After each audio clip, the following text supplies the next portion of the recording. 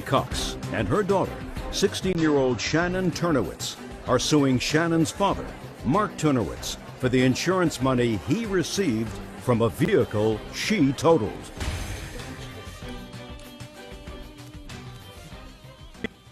Yeah, this is case number 340 on the calendar in the matter of Cox Turnowitz versus Turnowitz.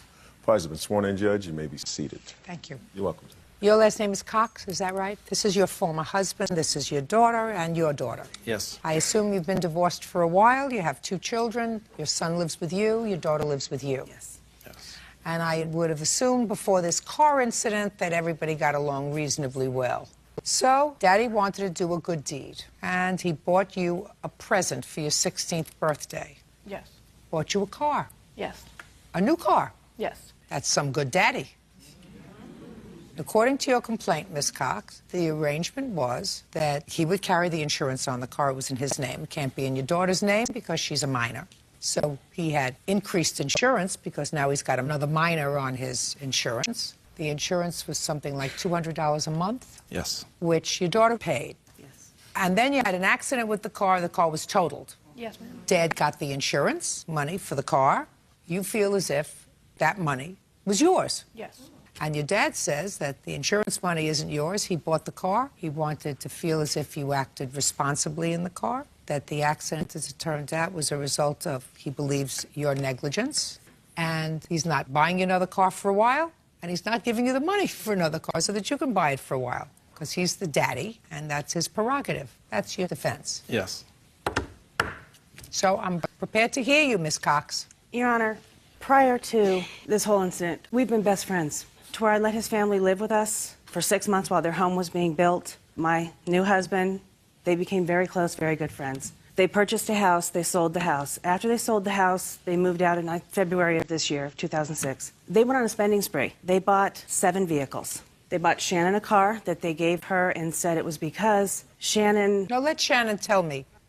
Your dad gave you a car, and what did he say when he gave you the car? He said to me that it was because I miss out on the things because I don't live with him that they usually get around the house and stuff. And so he said in place of that he bought me a car. When he gave me the car, he said that there would be 2 stipulations. One, I would have to pay car insurance, and the other one was that when I got my license, that he would put the car in my name. Well, he can't put the car in your name because you're a minor. We didn't even know I didn't that. Okay. And so I started paying car insurance when I got my license, and I feel that since the car was mine, it was given to me as a gift, that I should get the money. And what are you going to do with the money? Buy a new car. But not Tell a me- brand new car. Tell me about the accident you got into. I was going down a hill. I moved my foot from the brake to the gas pedal.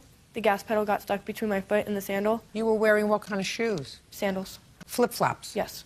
That's not a good thing to do when you're driving a car. No, it's not. Did you know that before you got into the car? No, because that's usually what I wear, and so... Well, you know, I found this case to be kind of interesting because there is a certain wisdom in your parent being able to say, listen, I'm uncomfortable. I gave you a car, but you could have been killed. And how am I going to feel as if I gave you the car and then you got killed and it's my fault? Because but for the fact that I gave you this car, you'd be alive. You'd never get over that as a parent. Never. You got it? So we'll come up with a more reasonable solution. I assume that you want to do that, sir, because I assume that you don't want to be estranged from your daughter. Well, Your Honor, I bought all the kids a car. Yes, I did buy 7 vehicles, but I bought my oldest daughter a car, who is my stepdaughter. She wrecked it. It was in my name. She totaled it. Didn't learn my lesson the first time. We did not buy her a new car. Did not get her another car. Her grandmother and grandfather eventually bought her a car. My son, I bought him a car. His car is now in his name because he's 19, has a job, goes to college full-time. He's doing well. I signed it over to him. He's good to go. We gave Shannon the privilege to drive the brand new car, '07, because Shannon doesn't get the benefits that Nicholas gets at the house every day or other kids get. You have stepchildren? How many? 1, and she's 20. Then my youngest has a car sitting at home now that he'll be able to drive when he gets his license. What we did was about 2 weeks ago, we offered that car to Shannon to drive. And her mother turned us down and said she will not drive anything unless it's in her name. So, Well, that's a mistake. I'm That's pretty not the way much, it went. No, but Ms. Cox, I'm here trying to put a moral solution in this situation. And I find, you know, your father's position pretty solid. I would have no problem if he said, listen, what I'm going to do is I'm going to put the money that I got from the insurance, which is, what, $12,000? Yes, ma'am. I'm going to put it in a bank account, your name and my name. When you turn 18, you can take that money and go buy a car. That's what Your we Honor, asked. that's what we asked. Just a second, because I made you a gift, but I'm not prepared to, at this stage, give you the privilege of having a car because I don't think you're ready to have a car. And I don't want to destroy my whole life if, God forbid, something else happens. Is that a solution? No, Your Honor. Why? Because I told all the kids the same exact thing, and she should be no different. You mess it up, you don't do well, you're not responsible, you're done, I'm not going to get you another one. Okay. The act of irresponsibility that you're talking about was the fact that she was wearing flip-flops in the car. Is that right? That, Mr. Turnowitz, is not such an egregious act, in my judgment, as to vitiate the gift. You see, you made a gift to her. A privilege. No, sir.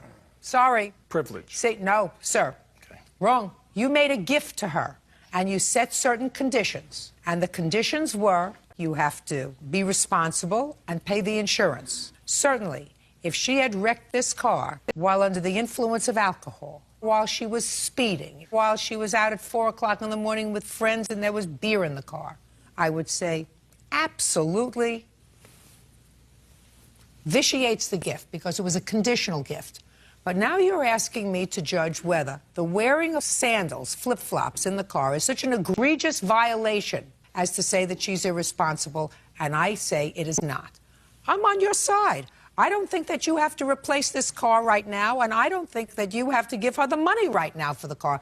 But I think when you make a gift to a child, and it was not a privilege of driving, because that's fancy footwork, and believe me, Mr. Turnowitz, I understand that you have a stepdaughter, and I understand that you made a rule for your stepdaughter, and that you feel as if, well, I can't show any favoritism from one to the other.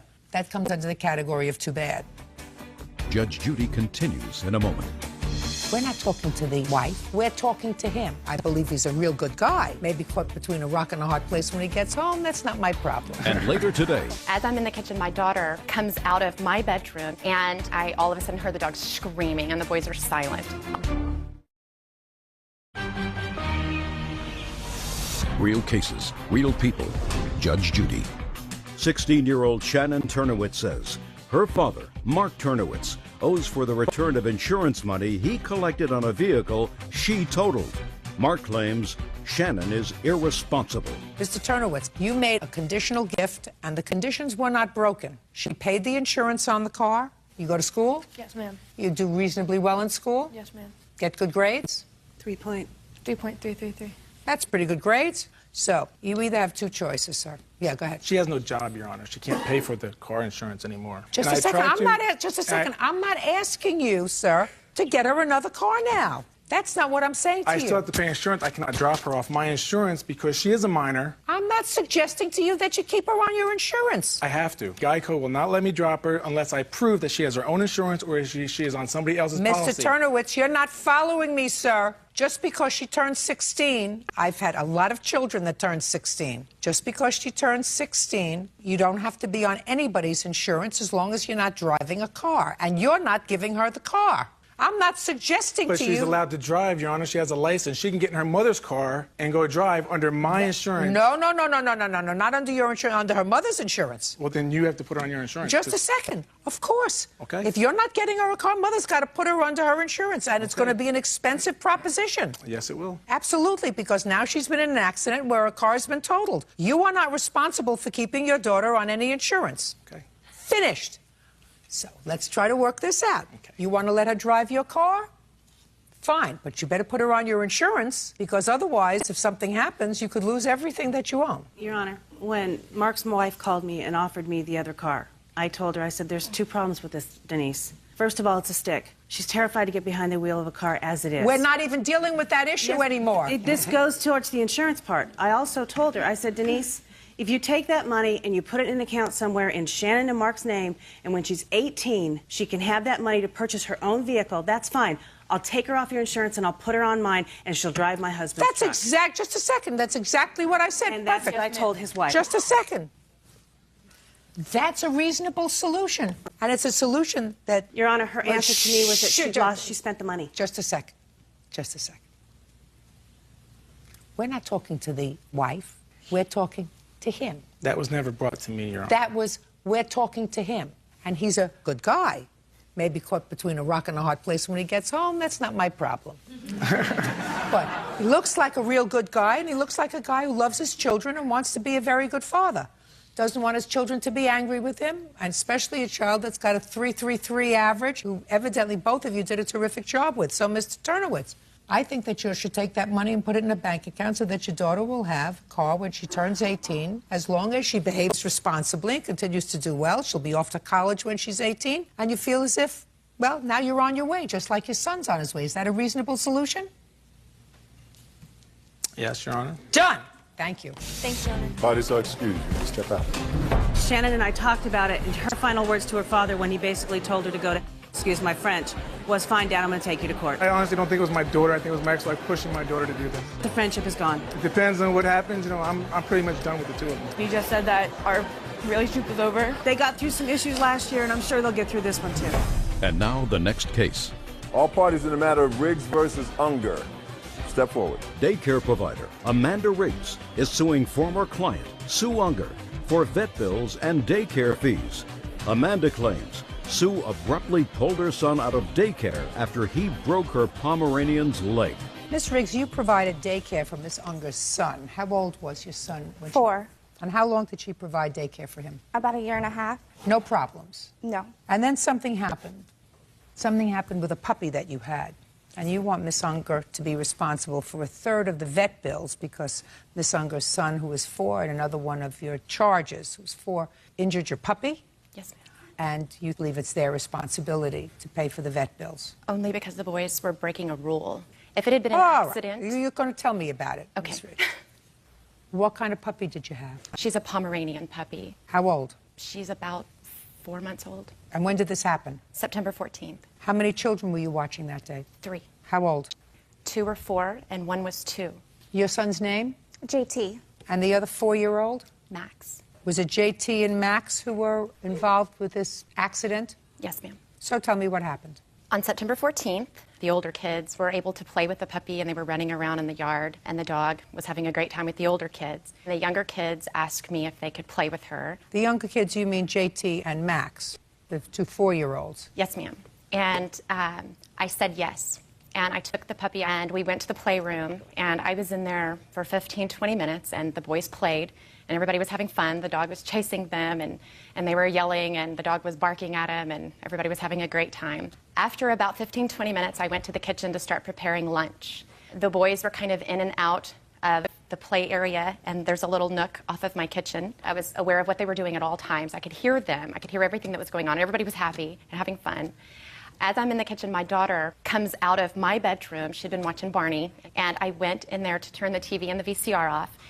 And while I'm in the room, I all of a sudden heard the dog screaming, and the boys are silent. And I ran back to the playroom and found the puppy laying on the floor with her leg twisted, and both of the boys were standing on either side of her, like, oh my goodness. And I said, what happened? And JT pointed to Max and said, he threw her. You know, I looked at Max and I said, why did you do that? And he points at JT and he says, well, JT threw her too. We were both throwing her. And the puppy is screaming the whole time, and I picked her up, and I told both boys, I said, go sit down at the table right now. I was upset. So both of the boys went to sit down at the table. I immediately got on the phone with Max's mother. She works 5 minutes away from my house. I said, please come sit with the boys. I think that they broke her leg. She runs straight over. At that time, I had lunch on the table. Her son is also enrolled in my program. How old is he? He is 9 years old. Go ahead. So the other mom shows up, and the kids were eating. My daughter was finished at that time, so I put her in the bed for nap time, and I took the dog to the veterinarian's office. Now, your daughter is how old? She's 2. She's a 2-year-old. Yes. So you want Miss Unger to pay for 1/3 of the vet bills. That she agreed to. Did you? That's not exactly true. She had called me 2 hours after the incident. It was 2 o'clock, and she had already gone to the vet and left my child unattended with the other parent without notifying me, and told me that there had been an issue with my son, basically what she told you. And I was so emotional and upset of what was going on. I was in tears after the phone call, and I had told her, you know, at that point I was confused and... Whatever you said at that point, I'll pay for. Well, I felt that at that point I was responsible because I didn't know the whole story, and I did, you know, I felt... Okay. Miss Riggs, puppy's okay? She is. Is this a witness? Does she have anything to add to this case? No, ma'am. Not other than a character witness. Okay.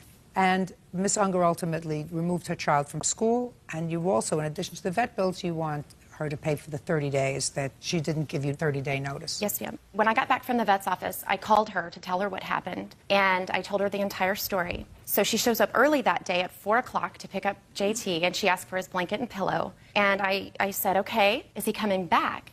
And she said no, she could barely speak. And I said, well, why not? Can you tell me why? And she says, well, you know, I can't pay for this. This is my grocery money. I never said that. You did. Well, whatever, but you had not had a problem with her, Miss Riggs, for the year and a half that her son was in your care. So clearly her decision to remove the child that day was precipitated by this incident, because that's not coincidental. So I have to make a judgment as to whose responsibility it is and whose fault it is. You know who I think? You. Really? Your Honor. Shh! Does it sound as if you're not having a fair shake here? No. Miss Riggs, I'm going to give you an example that doesn't involve a puppy. Yes, ma'am. You have a 2-year-old daughter. Yes, ma'am. Let's say you were in the kitchen cooking lunch and your 2-year-old daughter was in the crib. You just put her down for a nap. And the boys were playing in another room. And all of a sudden you hear your 2-year-old daughter screaming. And you go inside and the boys had gotten into the crib and it hurt her. Twisted her arm. You took her to the emergency room. You had an emergency room bill of $900. Fortunately, she's okay. Whose responsibility do you think it was? Not theirs. She has an Not the agreement parents. with me. Not the parents. Your responsibility when you are a daycare provider is to ensure that while these children are in your care, they are supervised. And if they do anything while they are in your care, that's your responsibility. Yes, ma'am. Once you assume the responsibility for caring for toddlers, and if the toddlers are acting like toddlers, They're 4. that's a toddler. Okay. They're not in school. They're in daycare. They're not old enough to be in kindergarten. So if you elected to allow them in an unsupervised way, see, I've had small puppies too, and I have grandchildren. I wouldn't let my grandchildren around my puppy for nothing. And they're kind, gentle children. But they don't understand that if you pick something up and you squeeze it too tight and the bones are very fragile, they can be hurt. They don't have a capacity to understand that. That's your responsibility, Miss Riggs. I think that it was an unfortunate circumstance, but certainly if I had a 4-month-old puppy and 2 4-year-olds and I was going inside to fix dinner, lunch, or whatever, that puppy would have come with me and gone right back into its crate and said, boys, you can come in, you can play with it in its crate, but when I'm not here and you're running around 2 4-year-olds and you have a little tiny 4-month-old Pomeranian puppy that can get stepped on and crushed, I wouldn't have left it in the unsupervised control of 2 4-year-olds. Your case is dismissed. That's all. All you guys excuse me, step out. 27-year-old loan officer Richard Sinise is suing his former friend, loan officer Melissa Trekkie, for half the commission on a loan. Order. All rise. Yeah, this is case number 273 on the calendar in the matter of Sinise versus Trekkie. Parties have been sworn in, Judge. You may be seated. Folks, have a seat, please. Mr. Sinise, the defendant was a friend of yours for several years and a co-worker at a mortgage refinance company. Yes, ma'am. Your lawsuit alleges that you brought in a customer to refinance his mortgage. He was a friend of yours. And then, unfortunately for you, you were violated on a parole violation and you were sent to jail. You asked the defendant if she would like to finish the loan application with the agreement that she would split the commission with you. She agreed. And you were in prison for how long? 6 months, ma'am. When you got out of jail, you called her and said, where's my check? And she says, I'm not giving you your half of the check because I did all the work. That's your defense. Basically. I have a little bit more to say about it. Well, I hope not much more, madam. Let's see what we can agree upon. Okay. How long have you been working at this mortgage finance company? Approximately a year. And how much of a commission do you get when you refinance a loan? It was 60% of all of the total fees that were involved in the loan. So let's say I want to refinance a $100,000 mortgage. What would your commission be? I'd probably make about $2,500. What's your friend's name? Paul, ma'am. That's not him, is it? Yes, ma'am. Oh, good. Very good. Paul, step up, please. Sure. Paul, why did you want to refinance this loan? I was going to invest in some other property I had, and it seemed like the interest rates were right at the time. So you contacted your friend? Yeah. I mean, I knew he was in the business. He told me he had just started working there, so. You thought you'd give him the business. Absolutely. When was this? I would say probably end of October, maybe the beginning of November, we started talking about it. Of 2005? Yes, correct. And did you ultimately refinance your house? Yes, I did. Through the company that they worked for? Yes, that's right. And how much was the refinance? I don't remember the exact, but I think it was around 250 something. Mr. Sinise, how much was it? The total refinance was $235,000, ma'am. Is that correct, Ms. Tracky? Yes, Your Honor. And what was the commission on that? I ended up making $4,660. I have to check that. $4,666.51. That was your entire commission? Yes. Now, when you found out that you were being violated, by the way, what were you violated for? Dirty urine, ma'am. Not smart. Right? Right.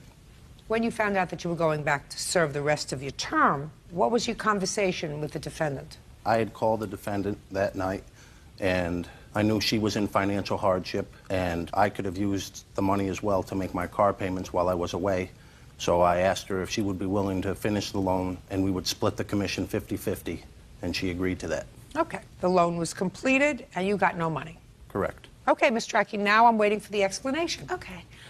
When this all happened, he asked me to do the loan. There was nothing done on the loan initially. He had just talked to him and said, okay, I'm going to refinance your house. So He was the rainmaker. Excuse me? You know what that means, rainmaker? No. That means he brings in the business. Because without his bringing in the business, there would have been nothing for you to share. Correct. So he didn't do anything on the loan but bring in the business. Right. Go ahead. Okay. Initially, the loan amount was supposed to be over $300,000. We went over the paperwork, the disclosures that he had printed out from when he, put the loan together. When who put the loan together? In the computer, put the loan together. You just print out paperwork. So he had done something. Okay. Right? Right. He put something in a computer. Yes, he did. That's more than I could do. Go ahead. Okay. We had gone over exactly what the loan was going to be like, and like I said, the loan amount was going to be larger because he had stated to me that he knew the value of the property, which was... All right, I thought it was going to be $300,000. It turned out to be $235,000. No, it was supposed to be about probably $50,000 more, correct. So, the loan amount, because he wanted... Okay. Gotcha. Okay. So, I asked him where he got that figure from, because that obviously makes... You got to get to a point. Okay. So, he made up the value of the property. When I found out the real value, we had to cut the original amount that we were supposed to split. We were supposed to split $9,000. That was the original total fee. You could have backed out any time. Ms. Tracky, first of all, this loan was completed... Listen to me. Hey, the loan was completed what month and year? It happened just after January 1st, 2006. Okay. Since January 1st, 2006, how much money have you made at the company? Well, I left that company probably a few months later than that. I would say $10,000. Since January 1st, 2006, how much money have you made? $50,000. I hope that the IRS is listening very carefully. How much money have you made since January 2006? To be honest, I didn't file my last taxes. So. Ms. Tracky. Yes. If you decided when you got into this loan with Mr. Zemanek that the loan amount was inadequate for you to break a sweat and complete, you had that opportunity. But you had a contract with Mr. Sinise. Your contract with Mr. Sinise was you were going to split the commission. It wasn't I will split the commission with you of $9,000. That was what our No, it was not. Because that amount fluctuates. You got $4,666.51. Now, do you think that I think that Mr. Sinise said to you, I will split the commission, but if it's $4,666.51, you can keep it all yourself? No. No. No. But when you're dishonest with somebody about the original contract, and I found that out through the process... Say no, my dear. Say I don't want to do the loan. Well, he was in jail, so I couldn't say, Mr. Zemanek, I don't want to do your loan. It's not worth my while to do your loan for $4,666.51. I would rather make nothing. I would rather make nothing than make $2,300. It's not worth it to me to make this lowly amount of money, especially when I don't have to share it with the government. Well, I got an extension. I am filing. No, the time to file, madam, is past. Let me explain something to you. It passed October 15th. If you got a 6-month extension, it's over. Finished. They're going to come looking for you. They're going to steal your clothes. Judgment for the plaintiff for the amount of $2,333. Thank you very much. That's all. Parties are excused. You may step out. It's like that. I definitely didn't backstab my friend because we have been friends since then. He told me to forget about the money until he got mad at me. She didn't want to do me a favor when I was incapable of doing it myself. Because I didn't do him a favor and get perfume for his girlfriend. 1 cent just cost her over $2,300. He's a punk. And now the next case. All parties in the matter of Barrett versus Levito. Step forward, please. Jennifer Barrett is suing her fiance's ex-girlfriend, Tara Lovito, for making false allegations to Child Protective Services. Tara says she stands by her claim. Ms. Barrett, the defendant is the ex-girlfriend of your current fiancé, is that right? Yes, Your Honor. And it is your claim that she made false allegations about you to Child Protective Services, which resulted in an investigation, some embarrassment. The charges were unfounded, according to you. Yes. And you want compensation for that. You said she did it out of retaliation for something. The defendant says that her concerns about your child were legitimate, which is why she called Child Protective Services. Right? Yes, Your Honor. Judge Judy continues in a moment. Her daughter's hair wasn't brushed and she was looking dirty, and I just felt that the phone call that I made was correct. And I don't care what I didn't ask you about your feelings yet. I'm not quite interested in your feelings now or ever.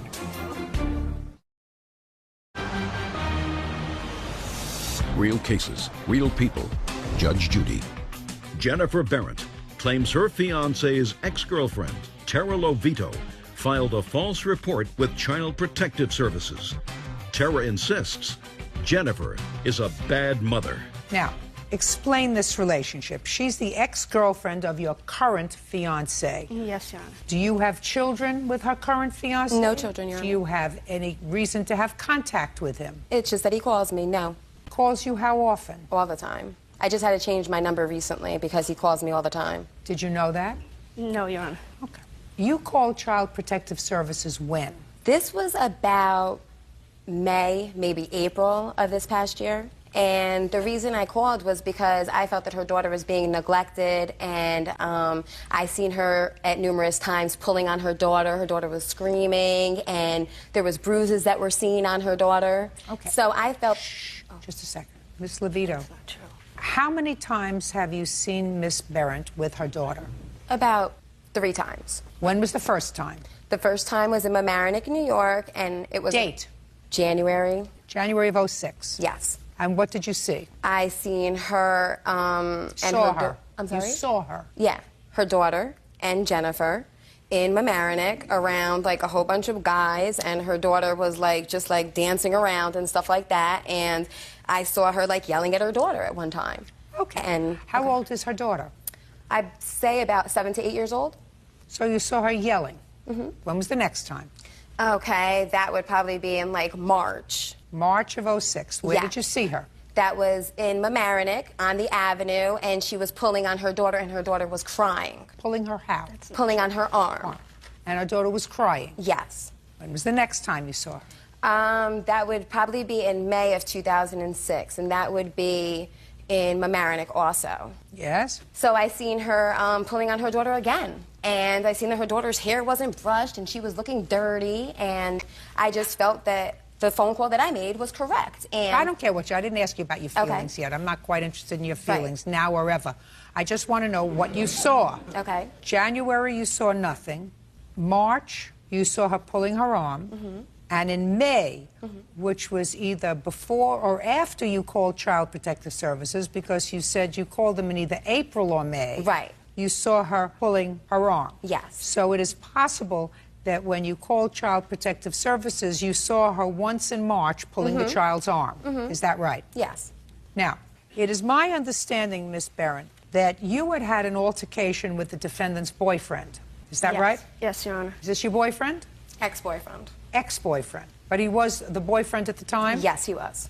When did you have this altercation with the boyfriend? The beginning of June 2006. Can I see the report that was filed, please, both on the altercation with the boyfriend and the report to Child Protective Services? They wouldn't give me a police report for when he came into my job, but I do have the report. What for did he the come into your job for? Telling me that my fiance kept calling Tara, and she was on his cell phone threatening me, but I couldn't do anything because it wasn't a direct threat to me. It was through him on a cell phone. These allegations, Your Honor, weren't made until June 19th or 20th. Hold on a second. You made the report to Child Protective Services in June. No, Your Honor. Well, according to this, you did. Well, it could have been somebody else calling. No. Is this the only letter that you got in 2006 with regard to a complaint Yes. called about you? Yes, Your Honor. Now, can you tell me the date you made a police report against the defendant's It boyfriend? had to be around a week before the allegations. You have any sort of police report? No, they wouldn't let me file one. Why? They told me that there's nothing I can do because I only had his nickname. I didn't know his correct whole name. And they said that there's nothing Step that up. I can do. Name. Wesley Rayno. What did you go to her job for? Actually, I was shopping in the Family Dollar. The Family Dollar is located in Mount Vernon where I work at. And when I went in the shop and bought me some dollar items, I recognized the defendant. I don't want you to speak. Listen to me. He's going to tell me his story. Go ahead. I also have problems with the defendant's ex-boyfriend. He does call because he calls my job, he calls and harasses me, and he calls and hangs up and all kinds of stuff. So what I explained to her, I asked her what did you say what her to name her? was. At first I asked her what her name was. Then I called my girlfriend, and she explained to me that her name was Jennifer. So then I approached her again. I asked her, was she the girlfriend, fiance of the gentleman? Then I explained to her that the gentleman is calling my job, he's calling, he's harassing me, but when she's not around, he doesn't know what the gentleman does. He does call Tara. I never once got out of line, threatened her, called out of her name, caused an uproar in the store or anything. I left on good terms, and I brought my items and walked out of the store. Now, what did he say to you? He told me that my fiance was calling Tara when I wasn't around, emailing her. I don't know anything about him calling his job, and he never purchased anything. He came in the store and left right after speaking to me. Did you call the police when he left? Yes, I did. And did you give the police Miss Levito's name? Yes, I did, Your Honor. Did you give the police her phone number? No, because I didn't know her phone number at the time. Did you have her address? No. What other identifying information did you have other than her name? I knew his nickname that's tattooed on his arm. That's how I knew that it was her boyfriend. And she was on his cell phone. I'm going to come there. I'm going to beat her up. I'm going to F her up and wanting to fight me all the time, Your Honor, and I'm tired. I'm tired of arguing with her. Shh. Now, Miss Levito, when did the police contact you? They never contacted me. I found out through her boyfriend now, because he has, like, diarrhea of the mouth. Okay, good. Well, when did he call you and tell you? He's always calling me, Your Honor. No, listen to my question. Okay. When, after your ex-boyfriend went into the store and confronted Miss Berendt, did her fiance call you? That same day? exact day. Probably right after he walked out the Listen to store. me. Okay, I'm sorry. Just answer my questions. What did he say when he called? He said that my boyfriend went in there harassing her, saying that he's threatening her boyfriend or all this mess. And it wasn't even true because I know him, and he went up like just to resolve the whole situation that's been going on. Her boyfriend still constantly calls me. I just had to change my cell number again. You know, she's always talking stuff about me over the phone, and it's just crazy. Mr. Rayno, do you remember what date you were in the store? Definitely not. It was a while ago. I didn't remember the situation was going on. I mean, just like Tara says, the gentleman pops up and he's in front of my job. Nothing, listen to me. It has nothing to do with her. Yeah, but I honestly don't remember. It wasn't like that's I'm just asking you. Okay. You have children? Yes, I do. How many? One. How old? 6 years old. Child live with you? No. Who does the child live with? He lives with his mother. You have children? No. Who do you live with? Myself. I have my own apartment. How many times have you called Child Protective Services in your life? I've called maybe 2 other times. Tell me about those 2 other calls. One was because I was seeing this girl being bruised up before, and it was a friend of a friend's, and I called on them anonymously because I feel that if you see anything going on... Listen to me. Shh. I didn't ask you what you feel. Okay. I told you before I have absolutely no interest in your feelings. Okay. A friend of a friend... Daughter was bruised up. Was bruised, and I so you seen called? It. Yes. When was the second time?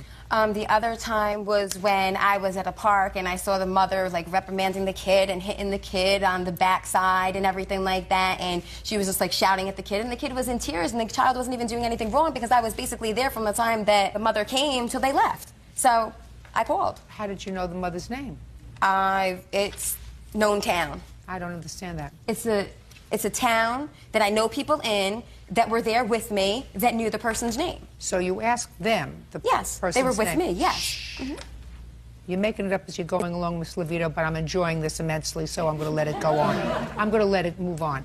So if the other people that you were with knew this person, and you didn't, why do you think you were the one to make the call?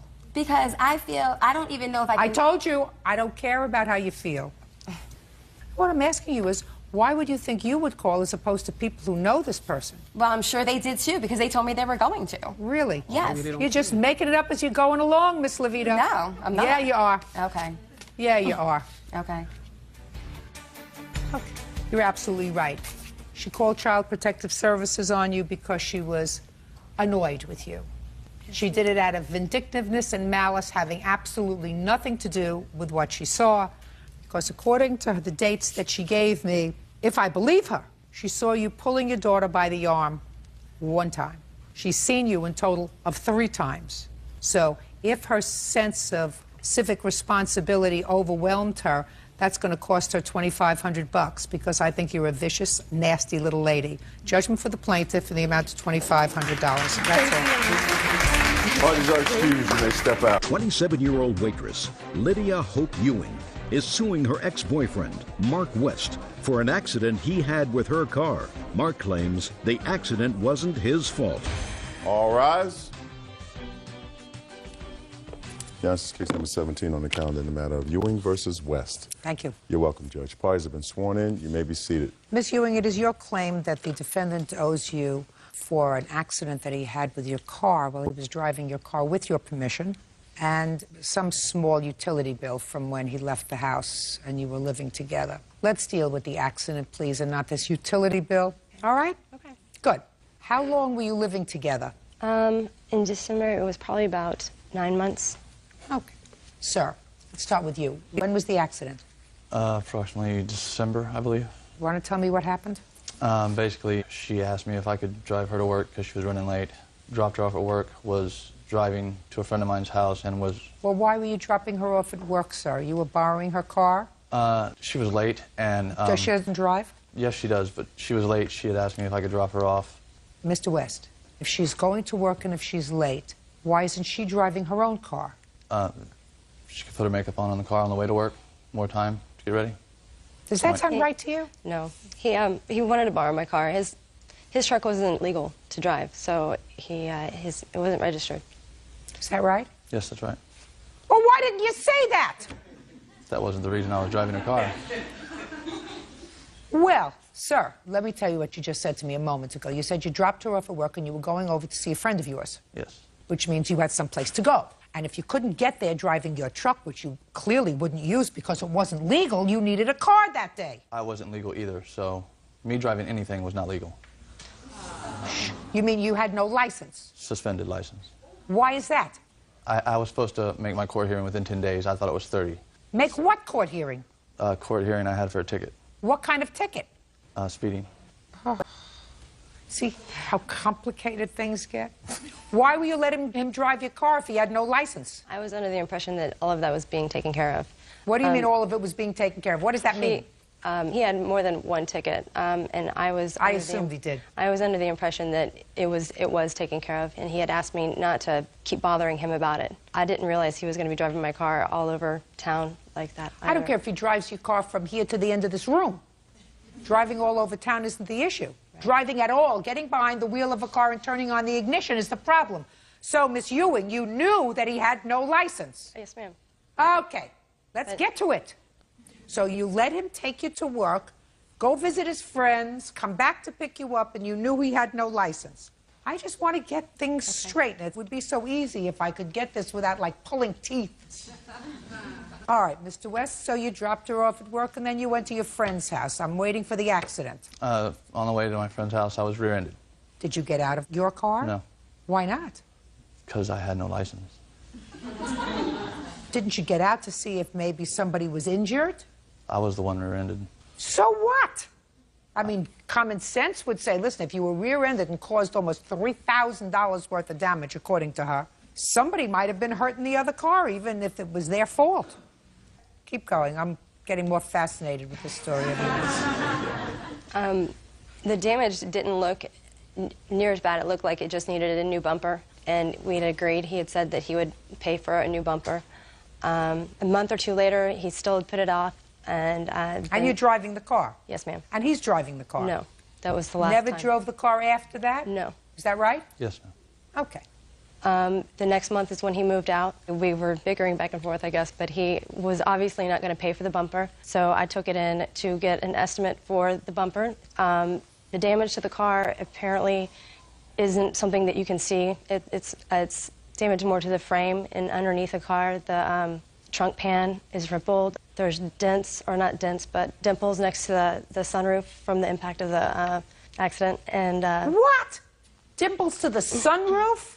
Well, during the collision, it'll send a shockwave through the body of the car. And what do you do for a living? I'm a waitress. Waitresses can't give expert testimony on what happens during the course of a collision. Your statement, Mr. West, is that Miss Ewing was in 2 accidents since.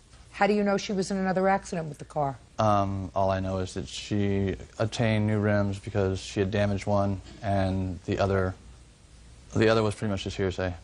Were you in subsequent accidents after this incident with Mr. West in December? I was not in an accident. I ran over a curb, if that's considered an accident. Well, it's not an on purpose. You didn't run over the curb on purpose. No, no. And you damaged the car. Mm-hmm. Well, the tires needed to be replaced, yes, ma'am. How many tires? 2. That's a lot of damage. You damaged the rims as well? Is Yes. not an answer. Yes. Get a life, Miss Ewing. Okay. Let me see the estimate that you have.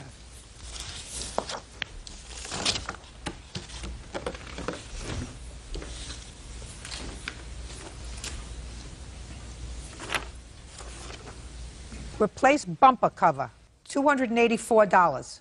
The rest is for roof panels with sunroof, add for clear clove glass sunroof, possible rear suspension damage, clean and delivery, $20. You needed a bumper. What kind of car do you have? 2002 Honda Accord. And if you the gentleman explained to me why... Listen to me, my dear. You're lucky, quite frankly, that I would award you a penny based upon the fact that you permitted an unlicensed driver to drive your car. That's your responsibility. You're the owner of the car, yes, and you can say, no, you can't drive your car because you're irresponsible. The government says that you're not responsible enough to drive any car, and I'm not giving you my car to drive. Then you wouldn't have been in this problem with him. Second thing is, I'm not prepared to say what damage was caused by somebody rear-ending him, or whether the underneath part of the car was damaged as a result of you going over a curb that required you replacing 2 tires and 2 rims. But mostly, you had no right to let an unlicensed driver drive your car. Period.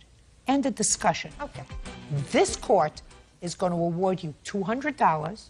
You want to have the bumper fixed? Terrific. You don't? Terrific. Are you together anymore? Questionable. Questionable? When you say questionable, what does that mean? That means no. No. Listen to me very carefully, sir. You moved out in what month? January. Since January, have you and Miss Ewing had dinner together? Yes. Since January, have you and Miss Ewing gone shopping together? Yes. Since January, have you and Miss Ewing slept together? Yes. Miss Ewing, you get 0. Nothing. Nothing. You picked them, you deal with them. That's all. Goodbye. Parties are excused and we'll step out. We don't see eye to eye when it comes to our future and where we want to go. Conflict of interest, I guess you could say. Apparently, if he doesn't want to get a job to pay for the damages or his bills, then therefore, yeah, we apparently don't see eye to eye.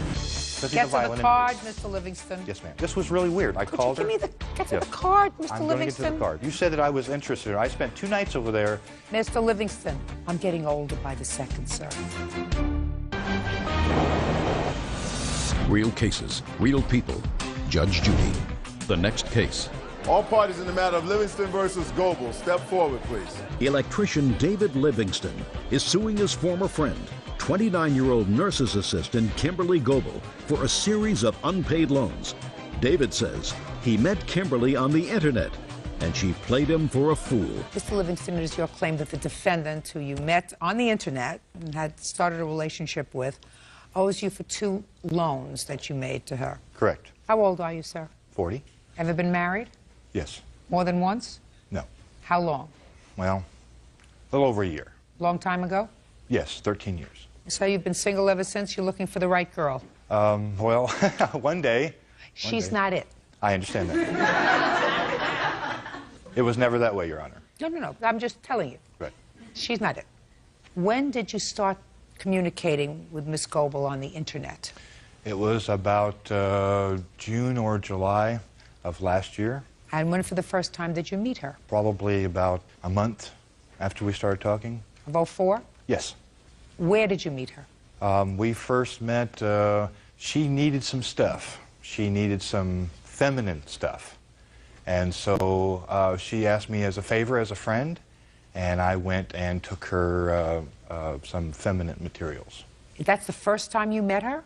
I believe so, Your Honor. You mean you communicated on the internet and she said, I have to go get some feminine hygiene stuff, and you said, okay, Well, I'll come and pick you up? there was a lot of history behind that, Your Honor. Because we had talked on the phone also. We talked on the phone also. I We don't built care a whether you rapport. talked on the phone. I don't care whether you blew up balloons together, whether you sent pigeons to each other's homes. Doesn't make any difference to me. It just seems very peculiar that the first time that you meet a woman, she takes you to the drugstore to buy her feminine products. Well, you know, I do have to correct myself, Your Honor. I believe the first time we met, we went to a bar for a beer. Now that sounds like a thing. Is that what happened to Miss Goebel? And the whole time that we were sitting there communicating, she was on the cell phone the whole time. Listen, Mr. Livingston, if now you're telling me that the first time you met, she sat on the phone talking to somebody, and then you gave her money sometime in the future, that doesn't make you look too smart. Well, I understand that, Your Honor, but okay, it was... good. So, August is when you met for the first time. Correct. Now, I'd like you to tell me when you gave her money for the first time. It was in The November? questions are going to get harder, sir. Your lawsuit involves 2 different dates that you gave her money. Correct. Those should be right up there, because the questions are going to get more complex after that. Okay. It was approximately 1st of September. So, within a couple of weeks of meeting her? Yes, Your Honor. Now, tell me about that. Well, she had always played this hard luck story. She was trying to change her life. Said she'd quit drugs. She was trying to get away from the people that she was hanging out with. And when I was down and out, somebody was there to help me. And she pretty much played me that she was a wounded duck, and she was trying to change her life. She said if she didn't get her phone bill paid, she couldn't talk to her mom, she couldn't talk to those people that were important to her. And so it didn't happen overnight. She asked me several times, and there were several times that I said, Kim, quit calling me. And she would also call back and say, you know what, I'm sorry, I understand, and can we be friends? I said, so sure. you gave her how much to pay for her phone bill? I actually paid it for her. I went down to Smith's, got a money order, and mailed it in for $50 for her cell phone bill. Okay, and the next? The next was she bought a car. When? She purchased a car in February of this year. So since August, you've been in a relationship with you. You're talking about February Friendship. 2005. Friendship. So between September and February, I assume she didn't pay you back the $50. Correct. She kept saying that there was a lawsuit she was going to get a settlement on. There's my uncle who's coming and is going to help me get straight. Correct. How much money did you give her in February? Again, it was not an overnight situation. Okay. How much money did you give her in February? It was a little over $220, somewhere right. Okay, so that's what she owes you. She owes me that, and also for her insurance. I paid her insurance for it. How much was that? $50. What's next?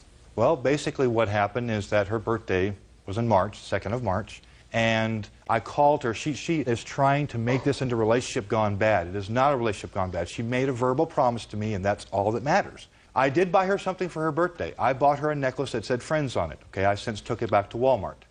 But, okay, but the situation is that she is very, very good about manipulating somebody's feelings to make you think that you are her friend. Well, that's what she did to you, sir. That's exactly what she did to me. No, I did not. Who do you live with? I'm living with my ex, which is my baby's father. How old is your baby? 2. Do you have only one child? No, I have 3. Where are the other 2? They're living with me. Did you ever go out with Mr. Livingston and your 3 children? Well, he came over to my son's birthday party. And when did the father of your youngest child come back into the picture? Well, I was living with him at the time, and he was my friend, and he came over to the birthday party. So you were living with your boyfriend? Well, he's my ex. I've been separated for like 1.5 years. Did you know that he was living there, Mr. Livingston? Yes, I did. Did you know who he was? Yes, I did.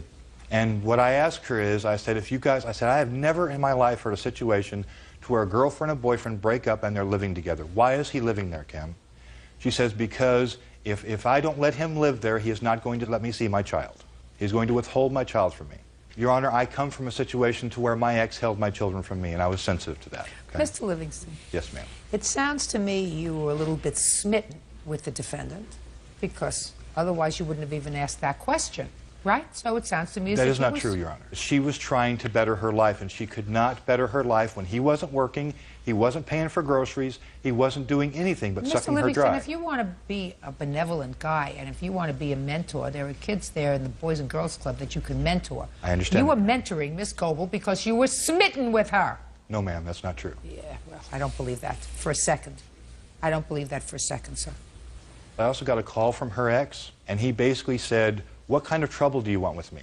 And I said, you know what, this is none of your business. If you call here again, I'm going to file suit on you. He called right back, and he said, the disciples are going to be after you. Mr. Okay? Livingston. So, all very interesting, sir. thank you, Your Honor. Fascinating. Can I see the card that you are dying to show me, Bird? Would you get that card for me, please? Sure.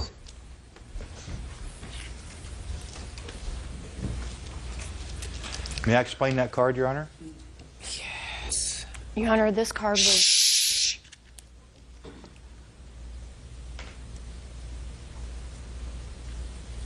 Yes, now you can explain this love card. Thank you, Your Honor. She had asked me a lot of times to fix her car. I said I could not financially do it. When I could finally do it, I said, is he leaving tomorrow? And she said, yes. I said, well, that would be a better environment, because I didn't like the guy. I didn't like him around. He was an idiot. He was aggressive, everything else. So anyway, so I felt better working by myself without having him around. Not because I was closer to her, but because it was a better environment for me. Because he's a violent Get to the card, Mr. Livingston. Yes, ma'am. So she calls me and says, I want a relationship with you. I said, what are you talking about? You know, that's quote, end quote. I want a relationship with you, Dave. And I said, you know what, you don't have to do this, Kim. I'm your friend. I'm going to fix your car regardless. You don't have to say that. So? So I was out of town for 2 days. I got her that birthday present, that $40 friendship necklace. And when I came back, all of a sudden, I mean, this was really weird. I called her. Could you give me the Yes. Get to the card, I'm going to Mr. get to the card, Livingston. ma'am. It says I love you. I bought her the always card wanna be because with you. when I got back from out of town, we had a fight. Because now understand, I had spent 2 nights over there. You said that I was interested. I spent 2 nights over there, and I didn't lay a hand on her. Okay. The card was given to her because there was an interest there. Okay, but Mr. Livingston. yes, yes, Your Honor. I'm getting older by the second, sir. Listen to me very carefully, Mr. Livingston. Yes, Your Honor. The fact that she said to you, I want a relationship with you, doesn't answer the question. I said to you, were you smitten with her? You said no. I was not. Well, I'm speaking. Yes, You Your said Honor. no. You said I cared about her because she was a human being and people helped me when I was trying to turn my life around and I was trying to help her. It had nothing to do with a romantic feeling. So the fact that, listen to me very carefully, try to put on your listening ears. Yes, ma'am. The fact that she says to you, I want a relationship with you, your response is, Kim, I don't feel that way about you. I want to be your friend and help you because I'm a human being, and from one human being to another, I have no romantic interest in you at all. The fact that she said to you, I want a relationship with you, doesn't mean you send her a love letter. Unless you are smitten with her, Mr. Livingston. Now, you can talk until you're blue in the face, until I'm tall and you're short, but that's the truth of the matter. Then, Your Honor. No, cross it off. If you're looking for a mate, sir, she is not it. Put a period. It's over. Do you understand? Yes, Your Honor. Very well. Your Honor, I Goodbye. can recover. Good luck. Have a happy life. Cross it off. It's money down the sewer. It's over. Goodbye. Not alone. Parties are excused. You may step out. 26-year-old collections agency owner, Lori Moore, is suing auto finance manager Anna O'Neill Workman for the attempted repossession of her 96 Geo tracker. Neil is countersuing for the unpaid balance and for intentionally damaging the vehicle. Your Honor, this is case number 146 on the calendar in the matter of Moore versus World Auto Wholesaler. You're welcome, Judge. Parties have been sworn in. You may be seated. Gentlemen, have seats, please. Ms. Moore, you purchased a used car from the defendant's company. Correct. When did you purchase that car? That was purchased on October 10th of 2003. And it is your claim that you suffered substantial damage. Yes, ma'am. You lost pets, you had aggravation, they harassed you because you didn't pay for the car. Correct. And they tried to repossess it. So you want to be compensated to the tune of $3,800. Yes, ma'am. Mr. Workman says that they did try to repossess their car because you stopped paying for it, and they are counterclaiming because Mr. Workman says that you promised them that if they repossessed the car, you were going to get it back in pieces, and you kept your word. So you bought the car on October 10th, 2003, and what did you pay for this car? I'm not sure. I don't have a copy of the contract that I signed. Why not? They didn't give me one. I went in by myself. I traded my vehicle. Miss Moore, if what you're telling me is that you purchased this car and you didn't get a copy of the contract, and you're a grown-up lady and you didn't say, can I have a copy of the contract? I don't believe you. That's correct. I didn't.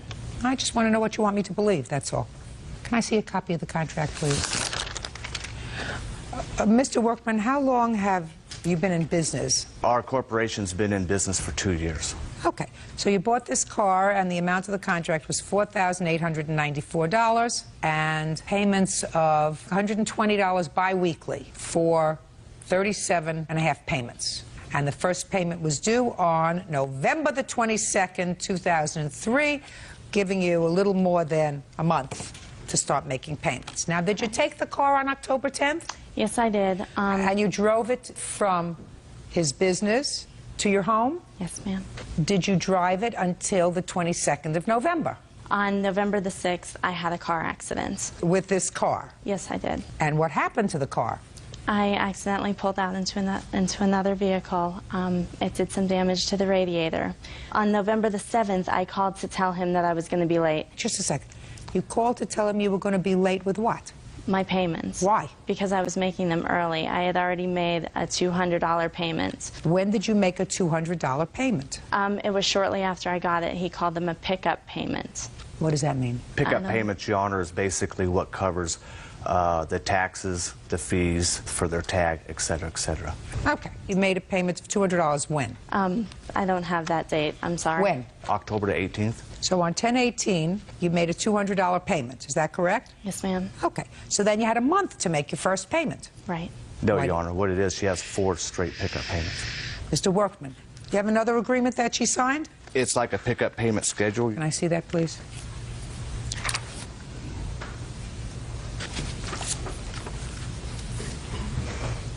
Okay, so she did sign a second contract, and the second contract says that there are 4 of these sort of pickup payments that cover taxes, license plate, title, and miscellaneous fees, which, Mr. Workman, I wouldn't be happy with this. You understand that? Because there's a lot of who shot John.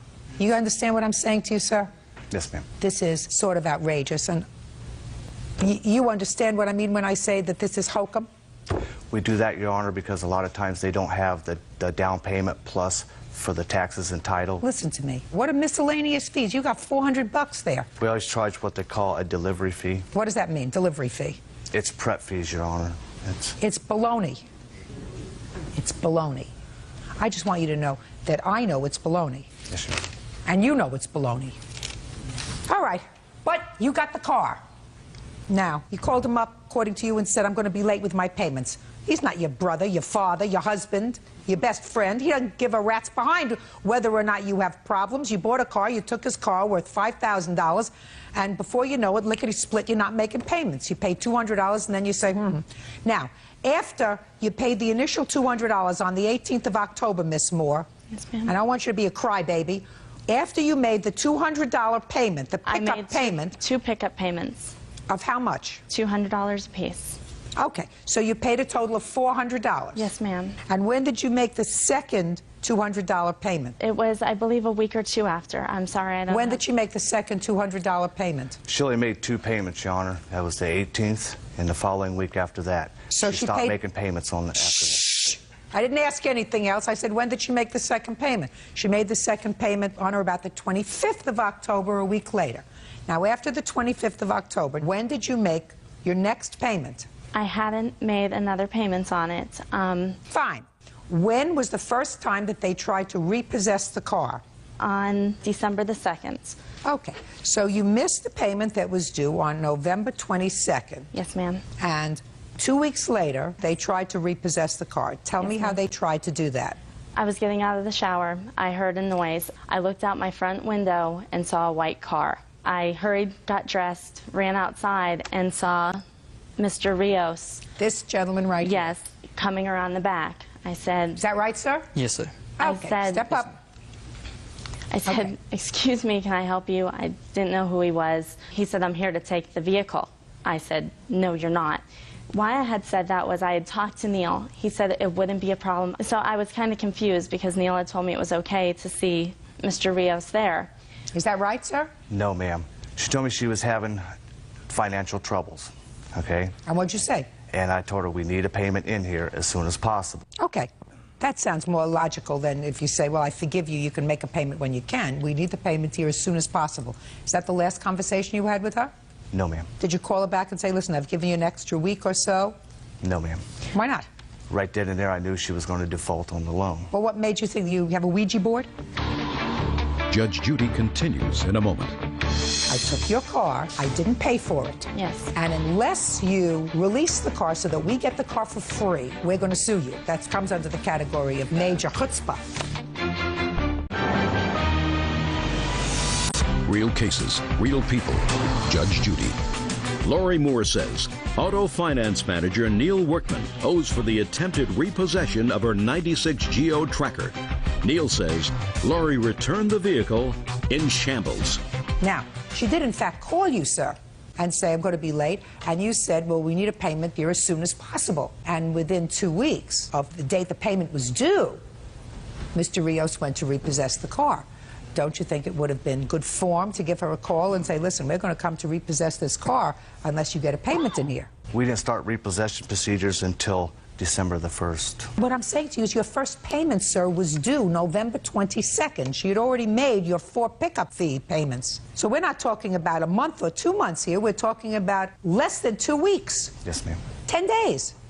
What if she had gotten her payment to you 5 days on November 27th? I would have stopped repossession procedures. Listen to me. You didn't start them until December 1st, Mr. Workman. What if she had called and said, I'm going to be a little late with my payment, and you said, we need a payment as soon as possible, and she got her payment to you on the 27th or the 28th of November?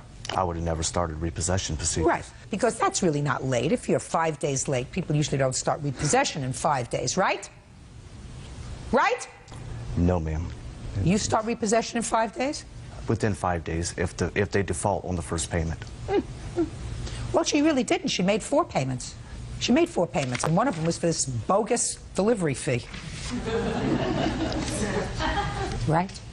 No, Your Honor. She only made 2 payments of $200, $100 and another $100. I thought you said that you sent in $200 twice. I did. Let me see the checks. I do not have them. It was cash that I gave. I have the receipt, Your Honor. Can I see them, please? Yes. Miss Moore. Yes, ma'am. Don't try to put one over on me, madam. I'm not. I did make those payments. Don't try to pull one over on me, madam.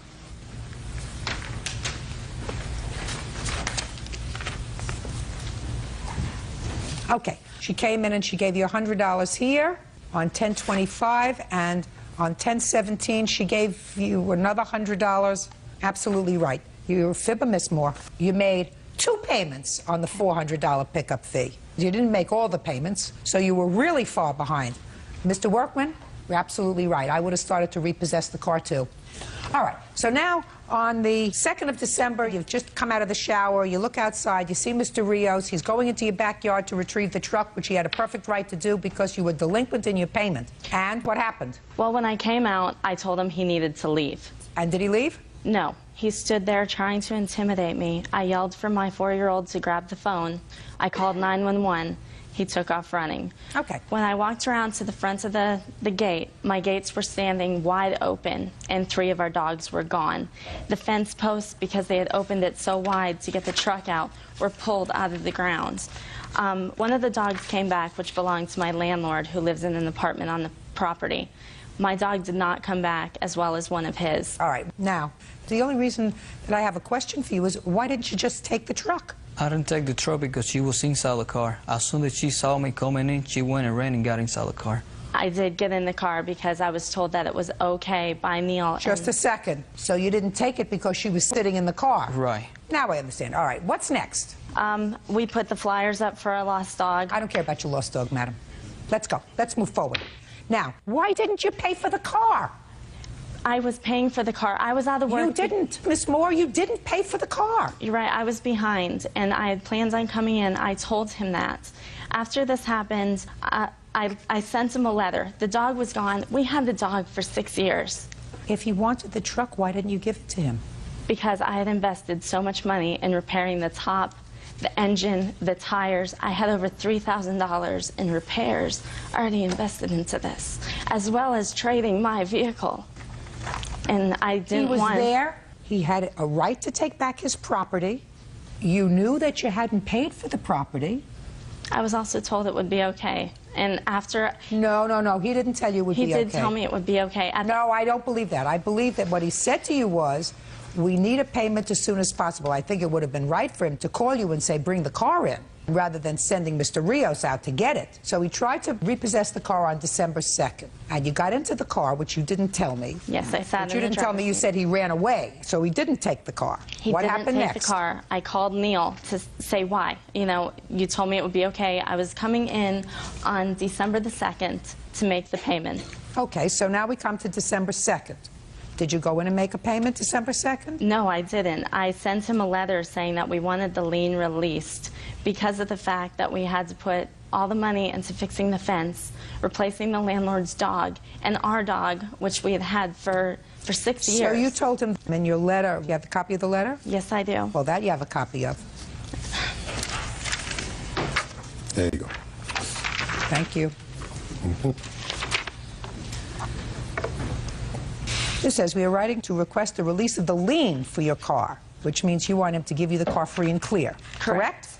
And you want him to give you the car free and clear because you say your company committed multiple crimes, including breaking and entering, unlawful entry, inflicting of emotional distress on our 4-year-old. Your illegal action caused the loss of 2 family pets.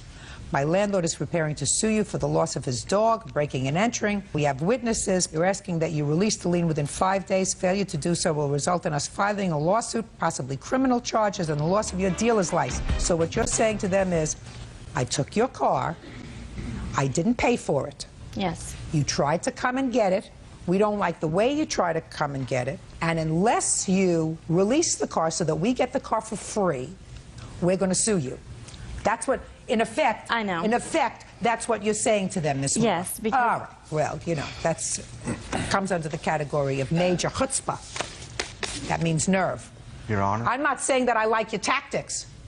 Do you understand what I'm saying to you? I don't like your tactics. But this letter that suggests that you should get the car for free is major nerve. All right. So you wrote him this letter, and what happened, Ms. Moore? We didn't hear from them. And then? On January 19th, we went to Walmart. I ran in to grab some milk. My husband and son had stayed in the car. When I came out, my husband was running around yelling, "Call 911." Mr. Rios had punctured the tire, and a few minutes later, a car came and blocked us in. I dialed 911. The police came, told them that they had no right to the vehicle, and they needed to leave. I have a towing receipt from that night, my husband's hospital bill, and a receipt for the tire. What was his hospital bill for? When he was in the car, he was turned around playing with my son when he punctured it. My husband went to get up, and the seat broke, causing a pain in his back. I have the doctor's notes. I don't need a doctor's note. He looks just fine to me. You feeling good, sir? Better. Do you work? Right now, no. Actually, he's disabled. Disabled as a result of what? A bad car accident in 1999. So he hasn't worked since 1999? No, ma'am. So he received disability? We're still trying. So he doesn't receive disability? I support my family. How? I own a business. What kind of business? A collection agency. Okay. So it's those two incidents that you're suing him for, madam? Yes, ma'am. Okie dokie, good. Now, when did you finally give him back the car? We went to court for mediation. We're in there, and he's bad-mouthing me very loud to everybody. When did you finally give him back the car? I gave him back the car on April the 4th. Your Honor, she called me and told me that Mr. Rios tried to repossess the vehicle again. So I told her, I said, well, it looks like you're not going to give up the vehicle, so I'm going to go ahead and get a court order to release the vehicle to me. She quoted saying, if you do, I will deliver the car in pieces. That is and not I have pictures true. up here of the Let's see it, vehicle please. after she delivered.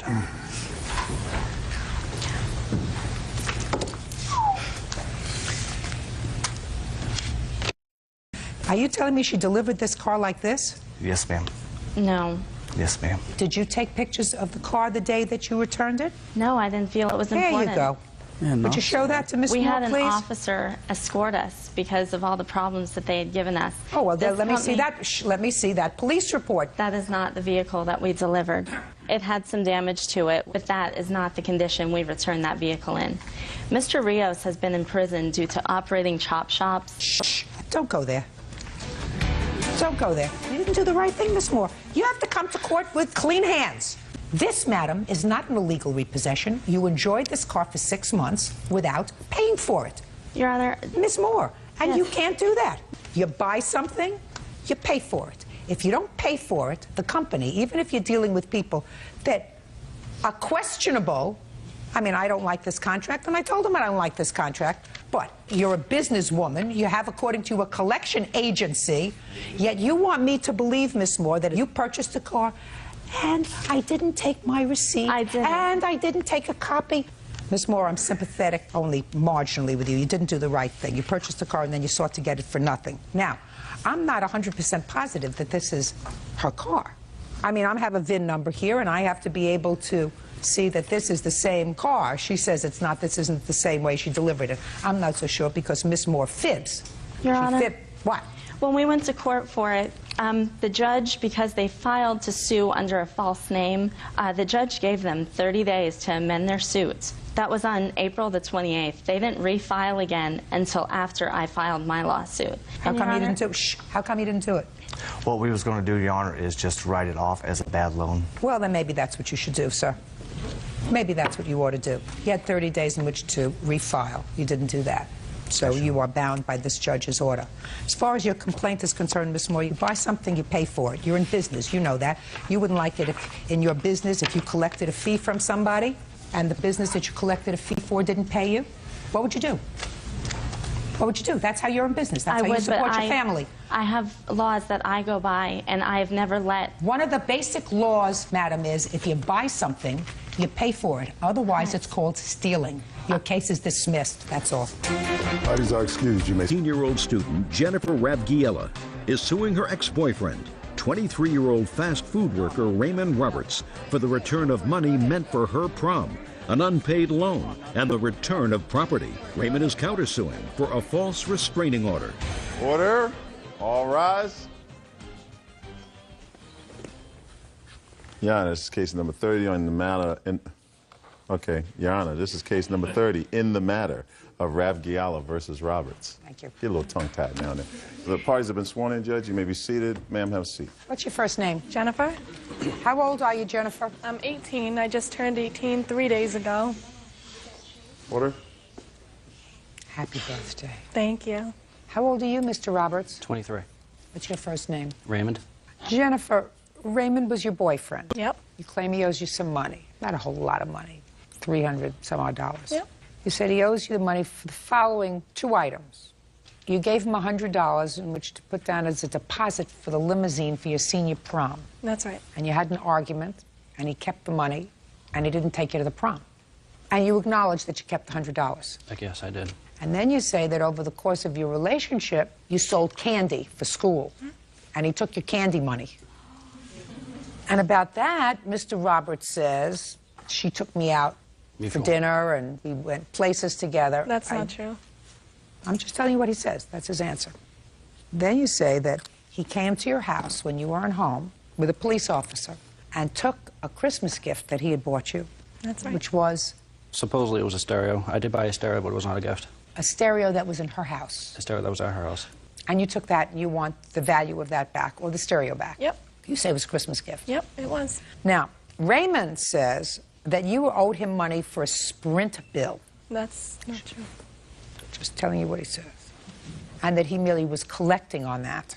That's what the $100 was for? Yeah, as 100, well yeah. as the stereo. The stereo, no. The stereo was mine. I was taking it back. And Raymond is counterclaiming, he said, because you and your mother sort of overreacted to a little argument you were having and had him arrested for kidnapping He was never you. arrested. Shh. And he was forced to defend these charges temporarily, right? Right. How old was she when you started to date her, Raymond? 17. And how old were you? At the time, I was 22. Not terrible, not terrific. What did she owe you money for? She owes me money for a Sprint bill for the 2 months. Now, how is it that you're paying her Sprint bill? I have 2 phones, and I let her use one of my other phones. And we agreed that... Just both... a minute. You got a phone for yourself. Yes, I've had And a you phone. gave her a phone. Yes, under my name. And when did you do that? How long ago? I think it might have been sometime in October. I might have gave her the phone, September, October. She was 17. Correct. And you had an agreement with her. Yes. And what was your agreement? That would split the bill in half. I'd pay my half, she'd pay her half. That's not right. So what you're telling me is you had a verbal contract with her. Correct. You can't. Can't. Right. She's not old enough. She's not old enough to make that contract. She has to be 18 in order to make a contract that's valid and binding. So, Raymond, that's one of the downsides of dating a younger woman. I'm learning that now. So she owes you diddly. Okay. So let's start with, you owe her $100 for the limousine. Okay. So $100, Jennifer, is on your side. Yep. Now, I don't want to hear about the candy money. I want you to forget the candy money. If you were dumb enough to give him candy money or to spend candy money, I don't want to hear about it. Yes, you want to say something? It sounded like you were winning the candy money. No, she still has belongings of mine at her house. I'm not there yet. Okay. We are now on the stereo All right. that she says was a Christmas present, and you said was just yours. This is fine. When did you get the stereo? Christmas Eve was put in my house, and my mom was actually there. And he actually said to her, you know, this is a Christmas gift. I bought it for her. And it was in your house starting Christmas time? Yep. When did you take it out of the house? I think it was like March. So, December to January, January to February, February to March. It was in her house for 3 months. Correct. Who do you live with? My grandparents. Do you have your own room? Yes. You have a stereo? No. So if you bought the stereo in December, I assume that that's what the receipt says, that it was purchased in December? Correct. What date in December? The 17th, which she was with me. If it was purchased in December and you don't have a stereo in your room, why didn't you take it to your house? I was letting her use it. Baloney. Let me see the bill. You have the perks of a younger woman, you have to have the plagues of a younger woman. Plague is she's not old enough to make a contract. Okay, so this whole thing cost $189? Correct. Where's the stereo now? At my house. In your? In my room. In your room? In my room. Where it would have been from the very beginning if it was bought for you. Now, a couple of other questions just for my own information, sir. What did Jennifer get you for Christmas?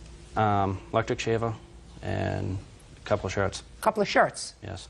What did you get for Jennifer for Christmas? See what I mean? Got where I'm going? Yeah. Raymond? Got where I'm going? Yes, I do. Good. So we have $289 on your side, because now Raymond gets it. Right, Raymond? Yes. Didn't think fast enough. Yeah. Now we're going to get to your counterclaim. Okay. You had an argument in the car. Correct. What date? March 5th to be exact. And the argument was about your being cheap? If you want to put it that way. What? If you want to put it that way. Well, that's what it was about. You're being cheap. You're mooching off her. I mean, I read the complaint. No, I wasn't mooching off her. I was just asking her for, you know, simple money for the bill. That's all. That's what she was complaining. Don't play with paper around me. So you're having the argument in the car. Correct. And what happened? We got in a major argument about money, both the Sprint bill and everything. And she said, oh, I'm not going to pay for the bill. I don't have to pay for the bill. You know, I was like, well, you used the phone. You know, I think you should be responsible for the charge if you're going to use the phone. And she said no, and I says, fine. You want to be that way towards me? I will take the limo money, and I'll use that limo money to cover your part of the bill since you want to pay me the money. And we'll take it from there. It'll be fine. Well, from that point on, she decided to call her mother and say I was threatening her, made a huge big deal out of everything. She said, bring me home, bring me home, bring me home. I said, fine, I'll bring you home. When she told me she wasn't going to pay the bill, when she was on the phone with her mother, I actually called Sprint, and I had the phone shut off right then and there. And I guess that's when her mother panicked and decided to call the state police and the cops, and I had the cops. That was really stupid of you, Raymond. Yeah. Girl is talking to her mother, right? So her mother knows she's safe, she's well. You pick up your cell phone and you call Sprint and you say, cut off the other number? If that was my phone. I was... How could you shut it off? Listen, don't speak. I I'm was not talking to you. I was not expecting them to shut off right then and there, because I didn't think they could shut off What the did you phone say with to phone them service. to have them shut it off right then and there? I asked them if they could curious. shut off the service. And no, basically you can't have incoming or outgoing calls. And they said okay? They said fine. But I didn't think they could do it during a phone call. My mistake. Well, you found out that they could. Yeah, I did, the hard way. Tell me what happened. Were you arrested? Were you No, I charged with anything? No, I was not arrested. Well, then what happened? So Just what the do you... embarrassment of a false restraining order because... Okay, so they took out a restraining order against you? Took out a restraining order on me a couple days later. You have a copy of the allegations that you made in the restraining order? Raymond, Yes, you ever been arrested before? a long time ago. How long ago? Maybe 4 or 5 years ago, maybe. Yeah, Nothing since. nothing. You work? You have Yes, I a work. nice job? Decent job. What do you do? Actually, I'm training to be a manager at McDonald's right now. So you're working at McDonald's? Correct. Okay. You don't look like a bad guy, Raymond. You don't look like you have a bad temper. Does he have a bad temper? Oh, yes. Never touched you, did he? No. You have a bad temper? No. Huh? No. She have a bad temper? She has her moments. she has her moments that she can When I'm flip with out. you. Oh. Well, either you have Oh, a hey. temper or you don't have a temper. You understand? Daughter sometimes has a temper? Yeah. Sometimes. Do you think you overreacted to this a little bit? I don't. I was scared if he shut off my cell phone. Well, see, Raymond, that was your mistake. Do you understand? Yes. That was really your mistake. Aside from the fact that when this happened, she was 17. Dating a minor is an issue. I can imagine how her mother felt. She's talking to her daughter. Her daughter's 17-year-old idiot who's in the car, is having a fight about whatever. And all of a sudden, no, don't speak. And all of a sudden, that conversation is interrupted and she can't get back to her daughter. One day you'll have a daughter. You will understand what that must feel like. You understand? Yes. The charges were dropped on this protective order? Yeah. 2 weeks later on the date that we're supposed to, see if it was going to get extended or not, it got dropped. Right. Because everybody got cooler. Good. Okay. So, Raymond, next time you'll be smarter. Next time, pick on somebody your own age. You'll be much happier. Look at their birth certificate. Make sure that they're 18 or over before you make a contract with them. Understood? Understood. Well, you get $289. $100 for the limo, $189 for his Christmas present that he took back. You, on your counterclaim, get nothing but a good lesson. All right? Thank you very much. Two nice people. Move on with your life. Have a happy life. Please excuse. You may step out. He's a very controlling guy, and I just figured put it on national television to see the whole world how controlling he is. It's okay. It sounds fair. My mistake. I didn't like him from the beginning because she was only 17. My mother doesn't know how to stay out of things. When he wanted her to go somewhere, she had to do it. She's always trying to tell me what to do. If he didn't want her to go, she couldn't do it. Not seeing a 23-year-old again. I didn't like it. And now the next case. All parties in the matter of Sarah Borden versus Taylor Marquez. Step forward, please. 19-year-old barista Devin Serra and her boyfriend, Michael Borden, are suing their former roommates, 20-year-old cashier Angela Marquez and her boyfriend, Gary Taylor, for breaking a lease. Angela says she moved out because she was scared to live with Devin. The two of you decided to lease an apartment with the two of you. Yes, Right. ma'am. Leased the apartment when? December 11th in 2004. Moved in when? That same day. That was fast. How big an apartment? It's a 2-bedroom, 2-bath. You're not married? No. You're not married? No, You're going to have a baby? Yes. Well, wonderful. Everything's well. You're all friends, right? When did you move out? January 28th, 2005. Okay, and you want 3 months' rent from them. Yes. Because you're stuck with the lease. Yeah. And you also say that when they moved out, they took some property that didn't belong to Yes, them. they did. You'll tell me about that in a minute. And you say you had to move out because she threatened you, and they both told you to go. And you just went. And you couldn't be stressed out because you're pregnant. Yes, Your Honor. How old are you? 20. How old are you? I'm 20, Your Honor. Do you have a job? Yes, ma'am. What do you work at? I'm a firefighter. And you? Cashier. 2 20-year-olds having a baby? That would make me nervous. Judge Judy continues in a moment. She grabs the salt and the pepper, she throws it against the wall. She comes after me, in my face, picking up her hands like she was going to come after me and hit me. Oy, 20 years old and you're having a child. Yeah, tell me about it. Real cases, real people. Judge Judy. Deb and Sarah and her boyfriend Michael Borden claim former roommates Angela Marquez and her boyfriend Gary Taylor owe for breaking a lease. Okay. Are you still living in the apartment? Yes, we are. Do you have new roommates? Not yet. How much is the rent? $865 a month. What do you do for a living? I'm a barista. A what? A barista. What's a barista? I work at Starbucks. Cashier, make drinks. Yeah, you make burritos and things. No, barista. No, really, seriously. A what's barista, yeah. Is that what it's called, a barista? Yes. So you work at Starbucks full-time? Part-time. What else do you do? I'm a student. How much do you make from working as a barista? I make $7.20 an hour. How much do you take home every week? Every 2 weeks, I make about $200. And that's what you support yourself on? Myself, yeah. And what about you? Seasonal firefighter. Seasonal firefighter? Seasonal firefighter. What does that mean? Work with the Forest Service, so wildland firefighting, just with the summer. What do you do the rest of the time? Right now, I'm working as an athletic trainer. You train people individually or what? It's with the high school. How much do you make? It's $12.66 an hour, and I bring home about $2,000, a little over $2,000 a month. Okay, so you can afford the rent. Yes. Great. You're going to stay in this apartment? Yes. Why don't you sign off on the lease? We did, Your Honor. We tried. No, you either did or you tried. We did. You did sign off on the lease. My fiance had gone to the manager's office and asked for a release form. And we showed it to them, and they said they weren't going to sign us off if we didn't pay the February rent. You left there because of your own safety, is that right? Yes. You had security deposit. Yes, Your Honor. How much security deposit did you put down? $250. That's for both of you, was the security deposit? It was actually $450, but in half, it was about $225 each on deposit from each couple. From each couple? From each couple. Okay. You moved out January 28th. Why shouldn't you be responsible for February's rent? They certainly couldn't find somebody else in 2 days to rent the apartment. Because January, I would say the 21st, on January is a Sunday. I had like the last straw with them. I was like in a mood that I couldn't talk to them. I didn't want to just go out there and say stuff. And so finally I told Mike if we could talk. And he said, sure, meet us for dinner here at the house and we'll talk. So we talked about it. We sat there. I went first and I told her how I felt and everybody. Then she went and she said how she felt and whatnot. Well, all of a sudden, she went crazy. She went out of this world. She pulled out of her chair. She started screaming and saying, I'm not happy that you're pregnant. It's not fair that you're pregnant. I had an abortion. I did this and this and this and that. And she thought, it's my fault that I brought you together and you're pregnant. You're going to suffer and you're this and that. And then she just pulls out of her chair. She grabs the salt and the pepper. She throws it against the wall. She goes back to her room screaming and just going crazy. She comes back out of her room throwing stuff, just hitting walls and whatnot. She comes after me. Like she was this close from me, in my face, picking up her hands like she was going to come after me and hit me.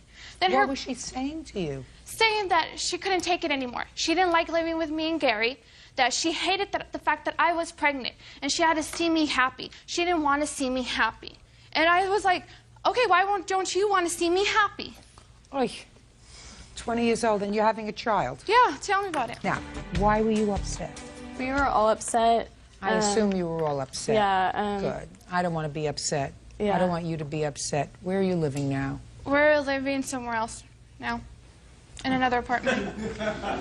They signed off on the lease on January 25th. That was the date I got the papers, and that was the day I wanted all of us to get the signatures so we can get off the lease. Did you or did you not sign off on the lease? We did. signed it, and they had to sign it. The manager told us, we cannot get you off the lease unless they sign you off because they're still staying there. Fine. Court will draft an order 5 days from today. Do you all live in the same town? Yes. Yes. ma'am. You're all going to meet in the landlord's office, 9 a.m. Sign the release form. Do you understand? Yes, Your Honor. Yes, Your Honor. I am going to award you their share of February's rent because they had an obligation to pay at least 1 month's rent for you to spend that month looking for a new roommate if that's what you wanted to do. I think that that's fair, don't you? Yes, Your Honor. When you sign off on the lease, you will also get a check for $250 for your security deposit. Do you understand? Yes, Your Honor. Yes, Your Honor.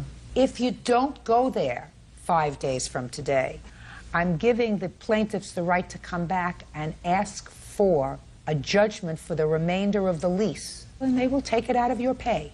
Do you understand? Yes, Yes, Your Your Honor. Honor. Do you understand the order? Yes. Good. Now, let's get to what property you say they took when they moved out. When they were moved out, they took a lot of belongings and stuff. Oh, when they moved a out. lot of belongings doesn't help me, madam. They took food, they took I don't cleaning care. supplies. Are you kidding me or what? Other than food and cleaning supplies. That's all they took. I hope you've replaced them. You don't want the food back, do you? No. Good. Okay, you understand the order? Yes, Your Honor. That's all. Parties are excused. You may step out. Plaintiff Darlene Brown is suing anger management counselor Thomas Wilson for a refund of his fee. Darlene says her son was kicked out of class.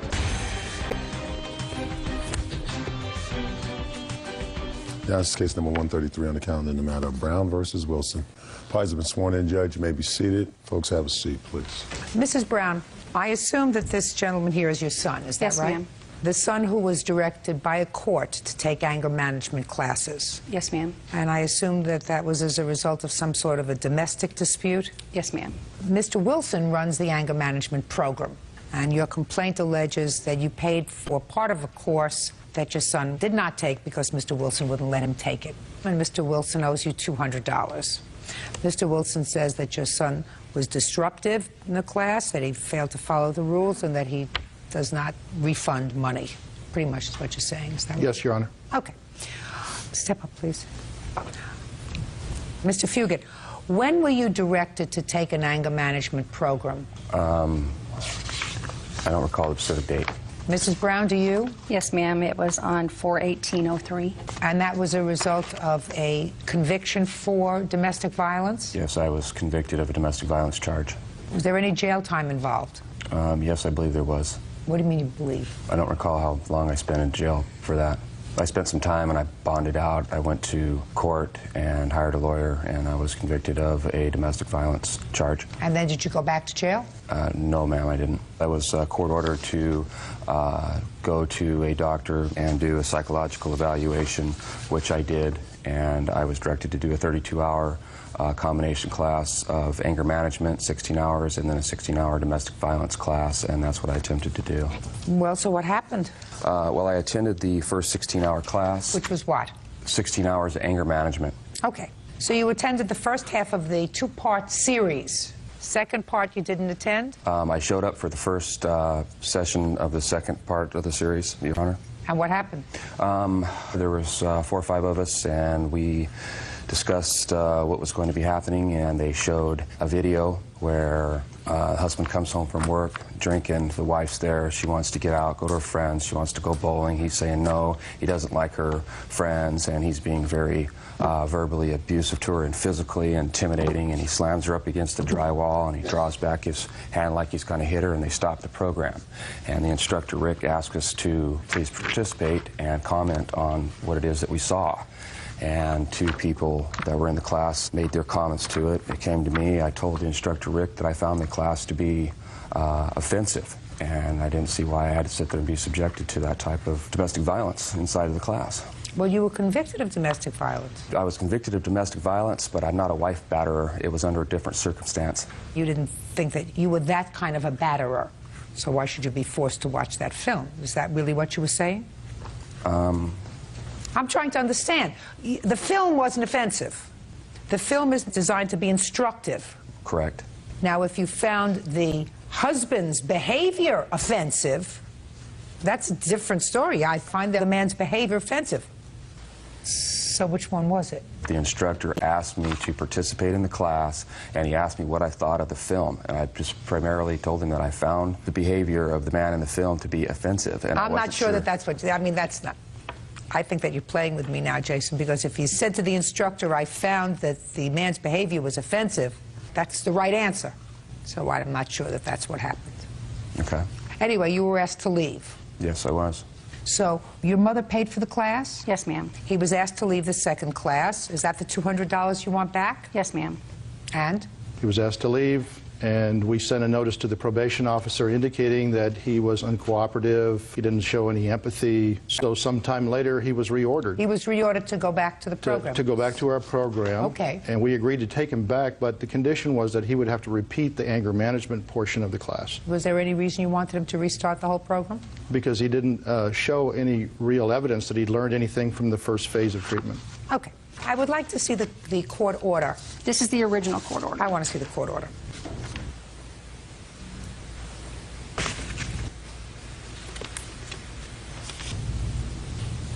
This order was dated April 17, 2003. Yes, ma'am. The judge directed your son to complete 32 hours of domestic violence education. Yes, ma'am. It was to enroll within 30 days and then promptly complete 32 hours of domestic violence education. Yes, ma'am. You did not do that.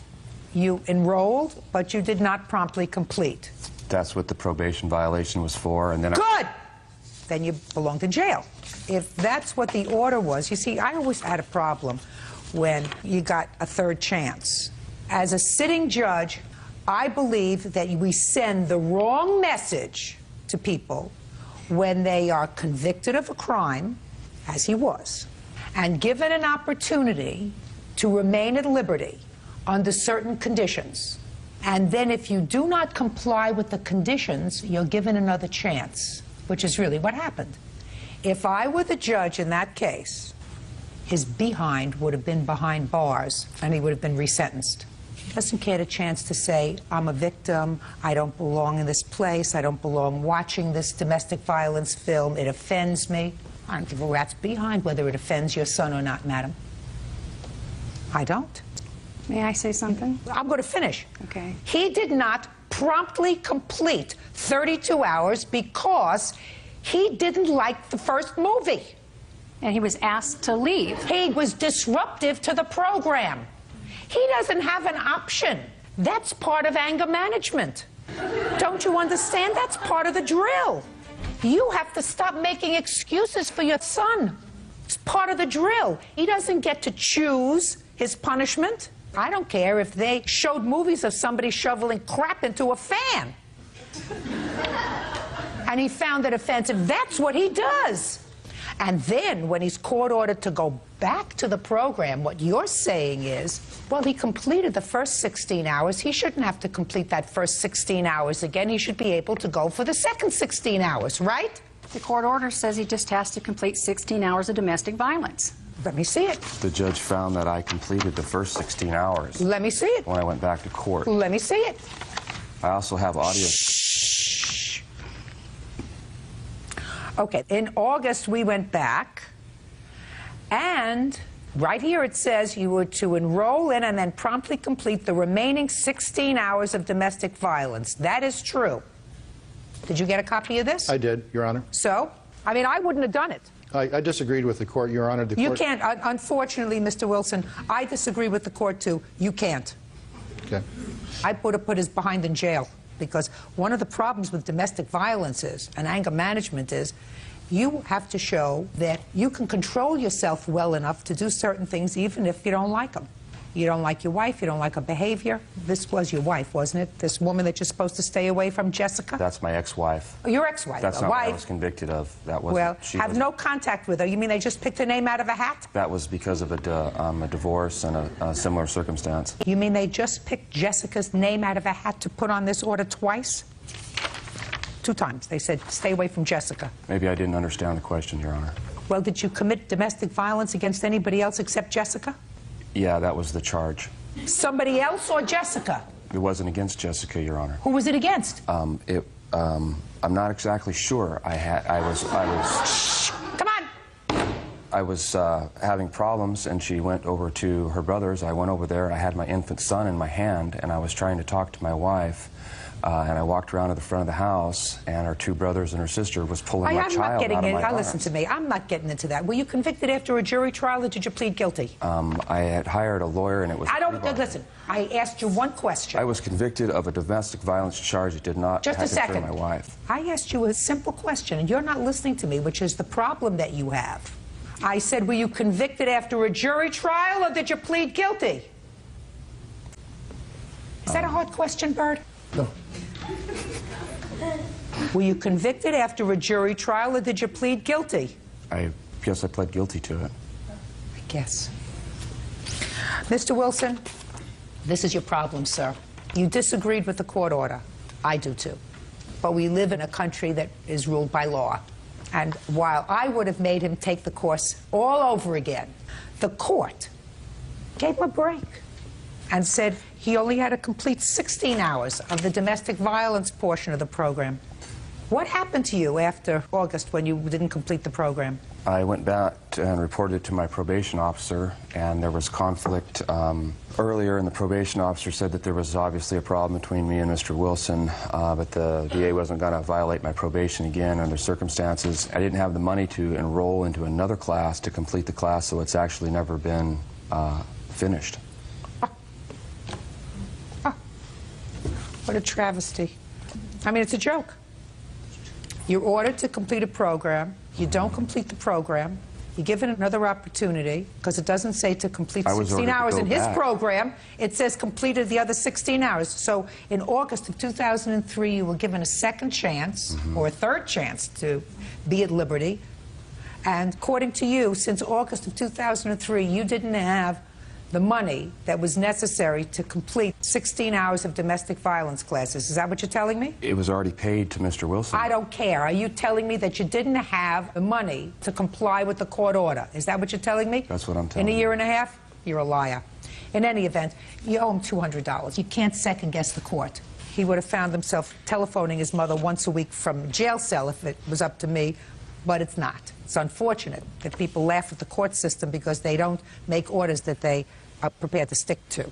Anyway, judgment for the plaintiff in the amount of $200. That's all. Out. Thank you. Parties are excused. You may step out. He should have followed through with what he was supposed to do. The program is designed for a spouse batterer, and that's not what I was charged with, the domestic violence. He was disruptive in my class. He didn't follow the rules. People are individuals. He's gone through a lot, and he's up there now. And now the next case. All parties in the matter of Romine versus Reynolds. Step forward. 22-year-old clerical worker Catherine Romine is suing her former roommate, 22-year-old medical assistant Jessica Reynolds, for unpaid rent and utility bills. Jessica says she's paid more than her share. Miss Romine, Miss Reynolds was a friend of yours. Yes. Since high school? Since high school, yes, 9th grade. And she moved into your home in December of 2003, is that right? Yes. And you claim she moved out, owing you money for rent and some other things. And Miss Reynolds says she owes you nothing. She paid all of the expenses that she should have paid when she was there. When she moved in December of 2003, what kind of arrangement did you have with her? Well, in December, we still had my old roommate, and he was moving out in January 2004. So the agreement in December was for her to pay 1/3 of all utilities and the rent. And thereafter, January 2004 and on, she was supposed to pay half of everything. Okay. Is that correct? Yes. And did she pay 1/3 of the rent and utilities in December? Only 1/3 of the rent in December. And the gas and electric. Okay. Which was under her name. No, it wasn't under my name until January. Judge Judy continues in a moment. I feel that for all the food that she consumed, the toiletries, the laundry, the expenses, my SDG I don't care what you feel. Listen, I don't care what you feel. I don't listen to me. I don't care what you feel. Real cases, real people. Judge Judy. Catherine Romine says ex-roommate Jessica Reynolds owes for rent and bills. Okay. Did she pay her half in January? Only the rent. How much was your share of the rent, Miss Reynolds? $447.50. What about February? Yes. When did you move out, Miss Reynolds? Weekend of March 1st.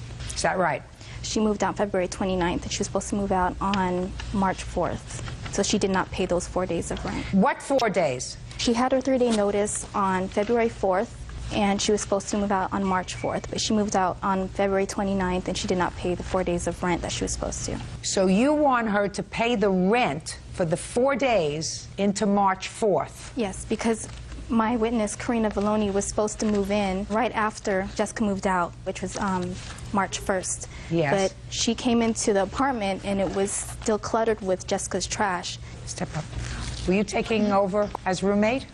I was at the time, yes. What's your name? Karina Valoni. Ms. Valoni, describe the room when you saw the room on March 1st. Well, when I walked in, there was a gift bag, like a small gift bag with trash and broken glass in it, and there were various trash items on the floor. And in the bathroom, there was normal dirt, but beyond the dirt, there were dirty underwear in the bathtub. There were various things in the cupboards. In all of the cupboards, there were things. Okay. When did you come back to get your stuff? I put my 30-day notice in February 4th. I left February 4th. I paid my rent, and I went to live with my mom. Just a second. Listen to me.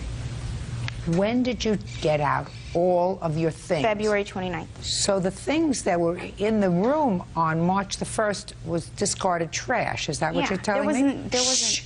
Is that what you're telling me? Yes. The stuff that was there was discarded trash. In a bag. Well, it's not just a bag. She's described to me not just a bag. She's lying. No, I don't think she's lying. All right, now I understand. And when did you finally clean up the room? She said that she would come back, and she had until the 4th to actually clean it up, and she never came. I tried to come back. We talked about the bills, and I asked her to pay her part of the gas and electric. She called me an F and hung up the phone on me. Okay. And Miss Valoni moved in. She was living there the whole month of February. And she moved her stuff in. She moved her stuff in the weekend that I moved my stuff out. No, I came. Where was I she? would come once in a while. I'm speaking. I can't talk over you. In what room was she staying? In the couch, in the living room, in the room during the week. I don't because know. She lived too far. That doesn't have anything to do with you. You had a room. You didn't empty out your room. But I did move my stuff out the last weekend of February. And she moved her stuff in already. Okay. She was living there the 4 days. I heard you. What else? I'm also suing her for the return payment from Cox. When she lent me the money, I paid her back about a week later. She lent you some money. You paid her back? Yes.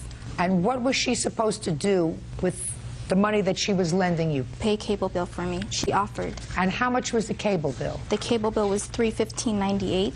And you paid that cable bill for her? I called and I made a telecheck over the phone transfer. And Cox Cable made a mistake and they didn't debit it out of my account. Okay, so she paid you back, so you owe her $315. I'm speaking. So you owe her $315. Is that right? I feel that for all the food that she consumed, the toiletries, everything that I bought, the laundry, the expenses, my SDG I don't care what you feel. Listen, I don't care what you feel. I don't listen to me. I don't care what you feel. I have a SDG bill here that she never paid part of. How much is that for? It's $450. Show it to her. $80 deposit, which was kept, and $70 for the month of February, which I wasn't living there. Yes? I never disputed not to pay, and I wrote her a letter. And how much do you owe her? Half of the bill. And what is that? $100. That doesn't, I'm sorry, but that thing says $70. Just a second. $80 deposit. Listen to me. Sit down. It doesn't say that on there. $80 deposit. I had to pay an $80 deposit your to open purpose. it. I had to give an $80 deposit. Then you should get it back. I can't get it back because it's for the month of January and February. They took that back. And this is the remainder of what's owed from January and February. And which also carpet cleaning I paid $55 for because when I moved in, the carpet was completely filthy and disgusting. Listen to me. I'm not your mother. I'm not your mother, I'm not her mother, and I have absolutely no intention of being the monitor over your $15 bills. She owes you for the 4 days through March 4th. Yes. I absolutely agree that she does. And she owes you the $315 that was not debited from her account, for which you reimbursed her for your cable bill, and $35, which is your share of the utility bill, $340. Judgment for the plaintiff. That's all. Step out. Excuse me, step out. 55-year-old promoter Brian Manthorn is suing former client, surgical admitter Joanne Morante, for the unpaid balance on a ski weekend. Joanne says the trip was a disaster and she's not paying. She is countersuing for pain and suffering.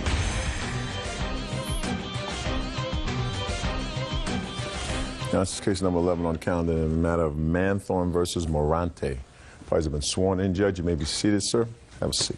Mr. Manthorn, you are an event planner, according to what I read in your complaint. Yes, Your Honor. You plan different kinds of trips. I'm actually a club promoter, not an event coordinator. Well, but you were planning trips. Yes. This particular event was a trip. Yes. Mrs. Morante wanted to plan a weekend with some friends, and she answered your ad. Your ad was for what kind of a weekend, Miss Morante? Freestyle ski trip. What does that mean? Freestyle is a type of music, like classical or disco. It's a certain type of music. Would somebody my age like that kind of music? Not at all. You answered that very fast, Miss Morante. Do you know what freestyle music is? I have no idea. Can you hum something in freestyle? No, I don't really want to. Okay. Anyway, and that was the ad that you placed, is that right? Yes, Your Honor. And you signed up, you gave them a deposit? Correct. And how much was the deposit? $250. $50 per girl. There were 5 girls. 2 days? Saturday, yes, from Sunday? Friday night arrival, Sunday morning departure. So 2 nights? Correct. Okay. And she paid you? Yes, she did. She went on the weekend eventually, even though the date was changed. The ski trip that I had promoted for was canceled. The date wasn't changed. It was the freestyle event was canceled for that weekend. That I never knew about until now, today. That was canceled. Yes, Your Honor. And you planned something else. Why was that canceled? Okay, it was canceled due to the lack of people. We couldn't get people to go on the ski trip weekend. Because nobody knows what it is. So then you planned something else. No. What I did, I put them on a different ski trip for the following weekend. Without our knowledge. Well, just a second. You planned something else for them. I gave them an alternative. I gave them 2 alternatives. I gave them, alternative number 1 was give them their deposit of $250 back. That's a lie. Shh. Or I could put them on the second week, Just a second. Shh, listen to me. She gave you the $250. She mailed it to me, the deposit of $250. Okay. So you had her address. Yes, I did. Can I see the letter that you sent her indicating that you were canceling the freestyle weekend, but you were giving her 2 options? Can I see that letter? There was no letter. That's all I wanted. Thank you. There was no letter. But one way or another, you got on this second weekend that they had planned, you and 4 friends. Me and 3 other girls. You and 3 other girls. One was soon to be my sister-in-law. Please, I don't need that information. Okay. I have a very, very busy day today. And you say it was a trip from hell. It was a disaster. Can I see the ad for the weekend? The original that I picked up? The original. This is the original. The original? That's the only one that he's got? Because... No, I received the second one. Oh, you did receive it? At the hotel. Oh, okay. Not before you went? Not before I went. Okay. So tell me, now this looks like a very nice promotion. Yes. This is what you've sent out, right? Yes, I was sub-promoting for that, yes. Good. And what you're suing for, sir, is she stopped payment on the $940. Yes, she did, and I have the check right here. I believe you. She doesn't deny it. She says that it was a disaster. So I'm going to hear her. Okay. Tell me why it was a disaster. Okay. Prior to leaving for the trip, Brian changed the dates on us 1 week in advance. You went. You didn't have to go. Okay. You went. We went to the bus location with him saying that he was going to meet us there Friday evening at about 6 p.m. with about 4 or 5 buses waiting to hurl 500 people up to this freestyle music weekend. There's no Brian. There's only 2 buses. We were not on any kind of list, my name or any of the girls that were with me, to get on the bus. We had to sit there and talk to people that did not know who we were. So you first had a problem with the organization. Right. You finally got on a bus. We finally got on a bus. The minute we sat down, we smelled marijuana. We refused to sit on a bus with marijuana for our health reasons, and we weren't planning this kind of ghetto weekend. We were trying to go away to have a nice weekend trip. And this was not something that I would ever be interested in. Okay. So we complained. They opened up the vent on the bus and sprayed air freshener. I walked right off the bus with the 3 girls. Okay. Called my husband, called Brian. He did not pick up his cell phone. He didn't show up. What did you do next? I complained to the bus drivers. I complained to the other promoters who never heard of me, who didn't even know who Brian was, and they told us to Did you get on another bus? They made us get on another bus, correct. Was that bus okay? That bus had a lot of drinking and cursing. It was better than the marijuana, but it was not acceptable once we were en route. Did you get to where you were going? We did, without being able to use the bathroom, all three girls. When you got to where you were going, tell me about the accommodations that you had. We walked in. People from the first bus were mimicking, saying things to us because we complained about the pot smoking. They were saying we were troublemakers. I'm not interested in what they were saying about you. I'm interested in the accommodations. Okay, well, the accommodations was a room that, you know, had 2 double beds. We were, you know, all 4 girls staying in the same room together. Did you stay? We stayed in the hotel room with the doors locked, towels under the door because of the marijuana. You stayed in the hotel? Correct, we did. Why didn't you go home? I had no way of getting home. He came and picked me up, and he cut his bachelor party short because he was in Atlantic City with my brother and the rest of the guys. And he had to drive over 3 hours to come pick me up, and we had to go home with him squished like sardines in a truck, 4 girls and suitcases and everything, because we refused to get back on the bus with the people that was ghetto that we would not want to be around. Going home another 3 hours. We were not allowed to use the bathroom in the bus unless we took alcohol shots from strangers. It's ridiculous. Listen to me. I don't understand. You find it funny. I don't think it's funny. Miss Moranti, listen to me. You weren't there. Miss Moranti, listen to me. I don't understand why you would stay in the hotel. Well, there was. She's lying, Your Honor. I'm lying? You weren't even there. No. Okay? Mr. Mann, listen, if you can't behave yourself, that's not going to bode well for your success in this case. Do you understand? Yes, ma'am. Were you supposed to be on this trip, Mr. Mann? I was going, originally I was going to go, but I'm in the National Guard, and I had drill that weekend. Show me. I believe you're in the National Guard. Show me that you were on a drill that weekend. My drill assembly schedule was at home. But I let Joanne know and I let Liz know. No, you did not. Just a second. Did you tell them before you took their money that you weren't going to be there? I told them when they came to make the final payment that I wasn't going to be there. That's a lie. I never made final payment. Just a second. She never made final payment with me. Liz came to my place of business and was going to make final payment. And that's when I let them know that the ski trip was canceled. And I would give them 2 options. Option number 1, I'll give them back the deposit. How much profit did you make on this, sir? I made $50 off each girl. So I made $200. And you were the subcontractor? I was the sub-promoter, yes. Because you said, I'll get a certain number of bodies for you to go. Yes. Is that what you're saying? That's how it works, yes. Did you explain that to Miss Moranti, that you were not promoting this, that you were I told her I was a sub-promoter. The main promoter is on top of the flyer. And he wasn't there. Just a second.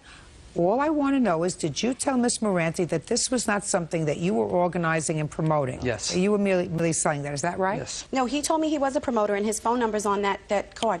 If you're going to be fixed with what's in your head and not listen to my question, you're not helping yourself. Okay, I'm sorry. I didn't hear it or understand. Because you're not listening, you have to put on your listening ears. Judge Judy continues in a moment. You have a counterclaim for your pain and suffering. And right now, what you're being to me is a pain. And I'm suffering. And later today. What a con artist.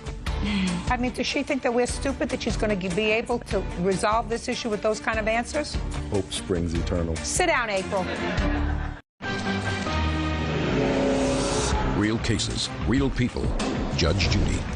Promoter Brian Manthorn says former client Joanne Morante owes for the balance on a weekend ski trip. Joanne says the trip was unsafe. Did the plaintiff ever tell you that he was not in charge of promoting this event? No, he didn't. Listening ears, that somebody else was in charge of promoting this event, and all he was doing was providing bodies at $50 a person. No, he didn't. Of course not. Don't fib to me, sir. Your Honor. Now, listen to me. Did you tell her that this was not your gig, that you didn't know anything about it, but that you were getting $50 a head for every person that you brought in? I didn't tell her what I was getting. I told her that I was sub-promoting. Yes, I did. I didn't tell her that I was You're a tell her what I was Swiftie. making. I don't believe you. Did he tell you that? No. Of course not. I don't believe you. That's a fib. Thank you. Well, Your Honor, I also have a tape. She's claiming something about the bus ride. I also have a tape that Liz left on my voicemail message about the bus ride. Can I play it? Absolutely. Saved voice message. Hey, what's up? Just wanted to call you that, Is that Liz? I would have been happy. They changed us bus, which is much better than what we were before. And what I was trying to tell you before was, like, it was really, really ghetto. And, like, I don't know, it just felt like weed and stuff, which is, like, I don't know. But now they changed us to another bus, so much better. So we're, like, more happier. So if anything, I'll talk to you. All right, bye. That's exactly what she said. Yes, and that was she before. Said that the second bus. She said the second bus. She had to drink and everything like that. That's correct. She used a bathroom. She said the second bus was better. Why should she have to tolerate the first bus? Absolutely. I agree with her 100%. Good. Then you get nothing. Stick with what you know, sir. Sounds to me like she had a horror show of a weekend. It was so bad that she wouldn't return on the bus back home, and she asked her husband, who will vouch for that, I assume, to cut his weekend short, to come and pick up the 4 girls because they were so put off by what was going on with the bus that they didn't want to take the bus home. Why do you think she would do that if it wasn't miserable? Because she calls me a con artist. You are. You are. Okay, if I'm such a con artist, you are. You if I'm such a, you are. Your Honor, if I'm such a con artist, then when she wrote me these checks, I would have cashed them the day of. That's your problem. I never did did that. When to cash the checks. Absolutely, she Your did. counterclaim's dismissed. She absolutely did. She said. Do you understand? I guess. You guess. You know why? No. Very easy. Because you have a counterclaim for your pain and suffering. And right now, what you're being to me is a pain. And I'm suffering. Because I already told you that this is a court. And in a court, when I look at you, you testified he was quiet. So your counterclaim is dismissed. That's your punishment. It's a big punishment. It is. It absolutely is. So you got $250 deposit. That check went through. Is that right? Yes, it went through. You got $50 a person for how many people? For 4 people. That's $200. That's $450. Is that correct? Yes, ma'am. How much money are you out? I'm out $940 minus $200. That's right. That'd be 7. That's what you're out. Don't do it again. Stick with what you know. If you con somebody into thinking that they're going to have a great weekend and they have a miserable weekend, there has to be consequences. That's your consequence, $750. Your counterclaim's dismissed. That's all. Parties are excused. You may step out. Brian's a con artist. He got what he deserved. Outrage that somebody can pay for something, spend the whole entire weekend, and still get away with not paying for it. It was just horrible. It was terrible. There was marijuana going on. Marijuana use is illegal. She had the choice to get off that bus. It was out of control, ghetto, something that I would never take part of. When she seen that it was so ghetto, quote unquote, she could have left. She chose to keep going. He deceived me from the beginning. Stay away from prissy girls like that. And now the next case. All parties in the matter of Liebhardt versus Malone. Step forward. 19-year-old student Angela Liebhardt is suing her ex-boyfriend, automotive technician Michael Malone, for the return of her furniture and for throwing away her computer. Michael says the computer had a virus. Ms. Liebhardt, you and the defendant lived together for a brief period of time and claimed that when you moved out, you left some of your stuff there for the defendant to store. You don't want it back anymore. And then there was a computer that Mr. Malone says he got tired of storing and it was broken anyway, so he threw it out. Okay. When did you meet him? I met him in December of '03. Where? At a bar that a friend of mine owns. How soon did you move in with him? It was almost immediately. What does that mean? I mean, that night, the next day? It was probably about a week or so. What made you make such a precipitous move? It was an error in judgment. Okay. What did you bring with you? I brought my bed with me. Things were given to me during the relationship. The computer was given to me approximately a month before we broke up. By whom? My grandmother. Was it a new computer? Yes, brand new. How old were you when you moved in with him? 18. How old are you? 29. 29. All right. When you moved out in June? Yep. Under what circumstances? He told me to leave. Did he say why?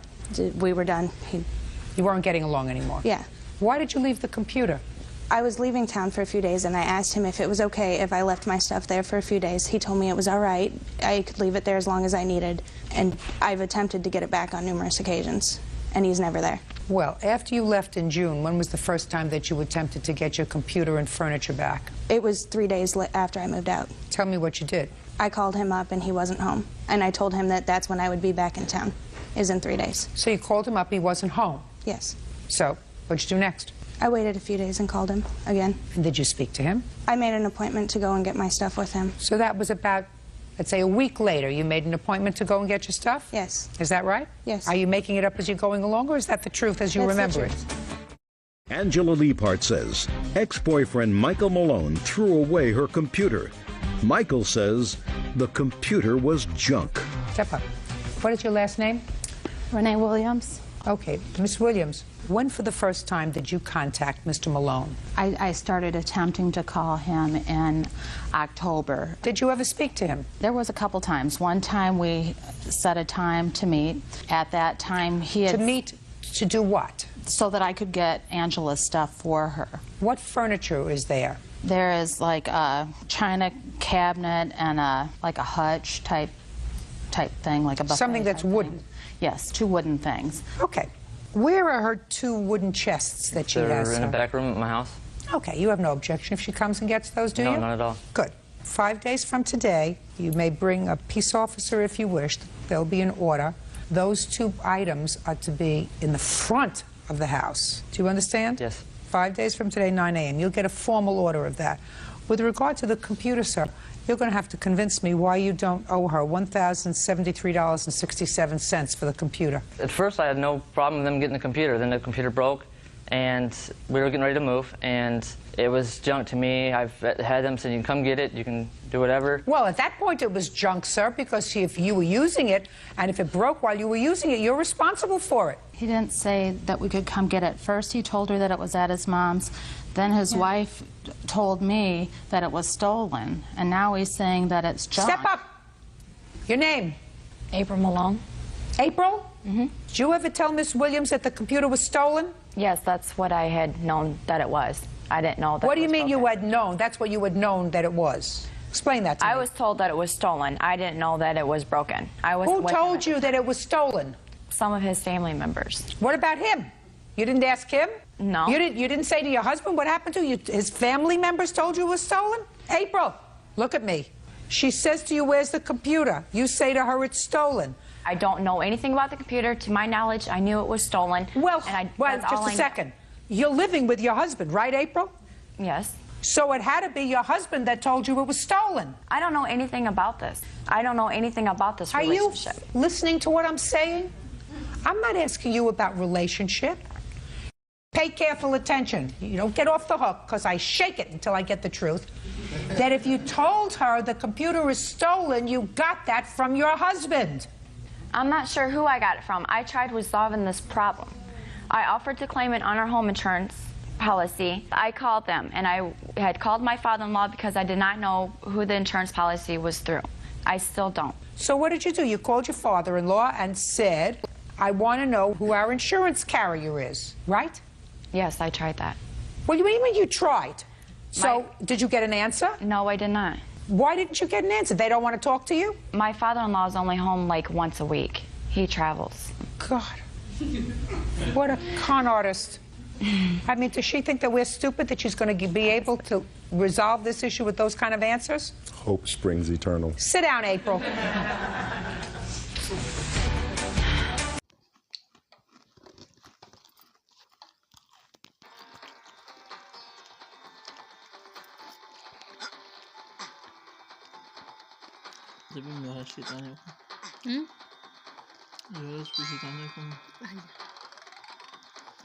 Taban guardam रहते मत की चाय पे जाना नहीं करे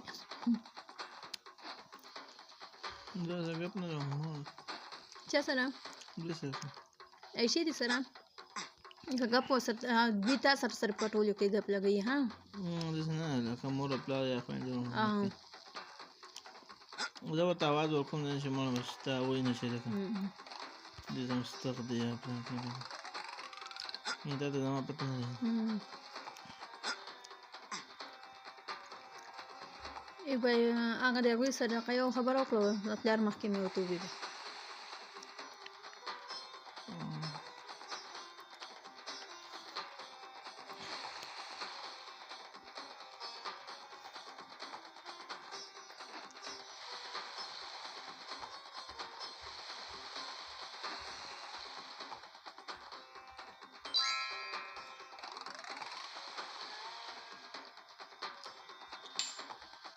ما هو طول من هذا سمعت له دلوقتي ما بدو خبره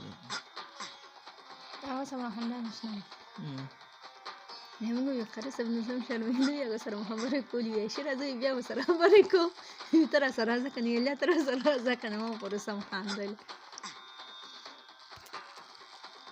قد ما تو جدي بخبرنا فيه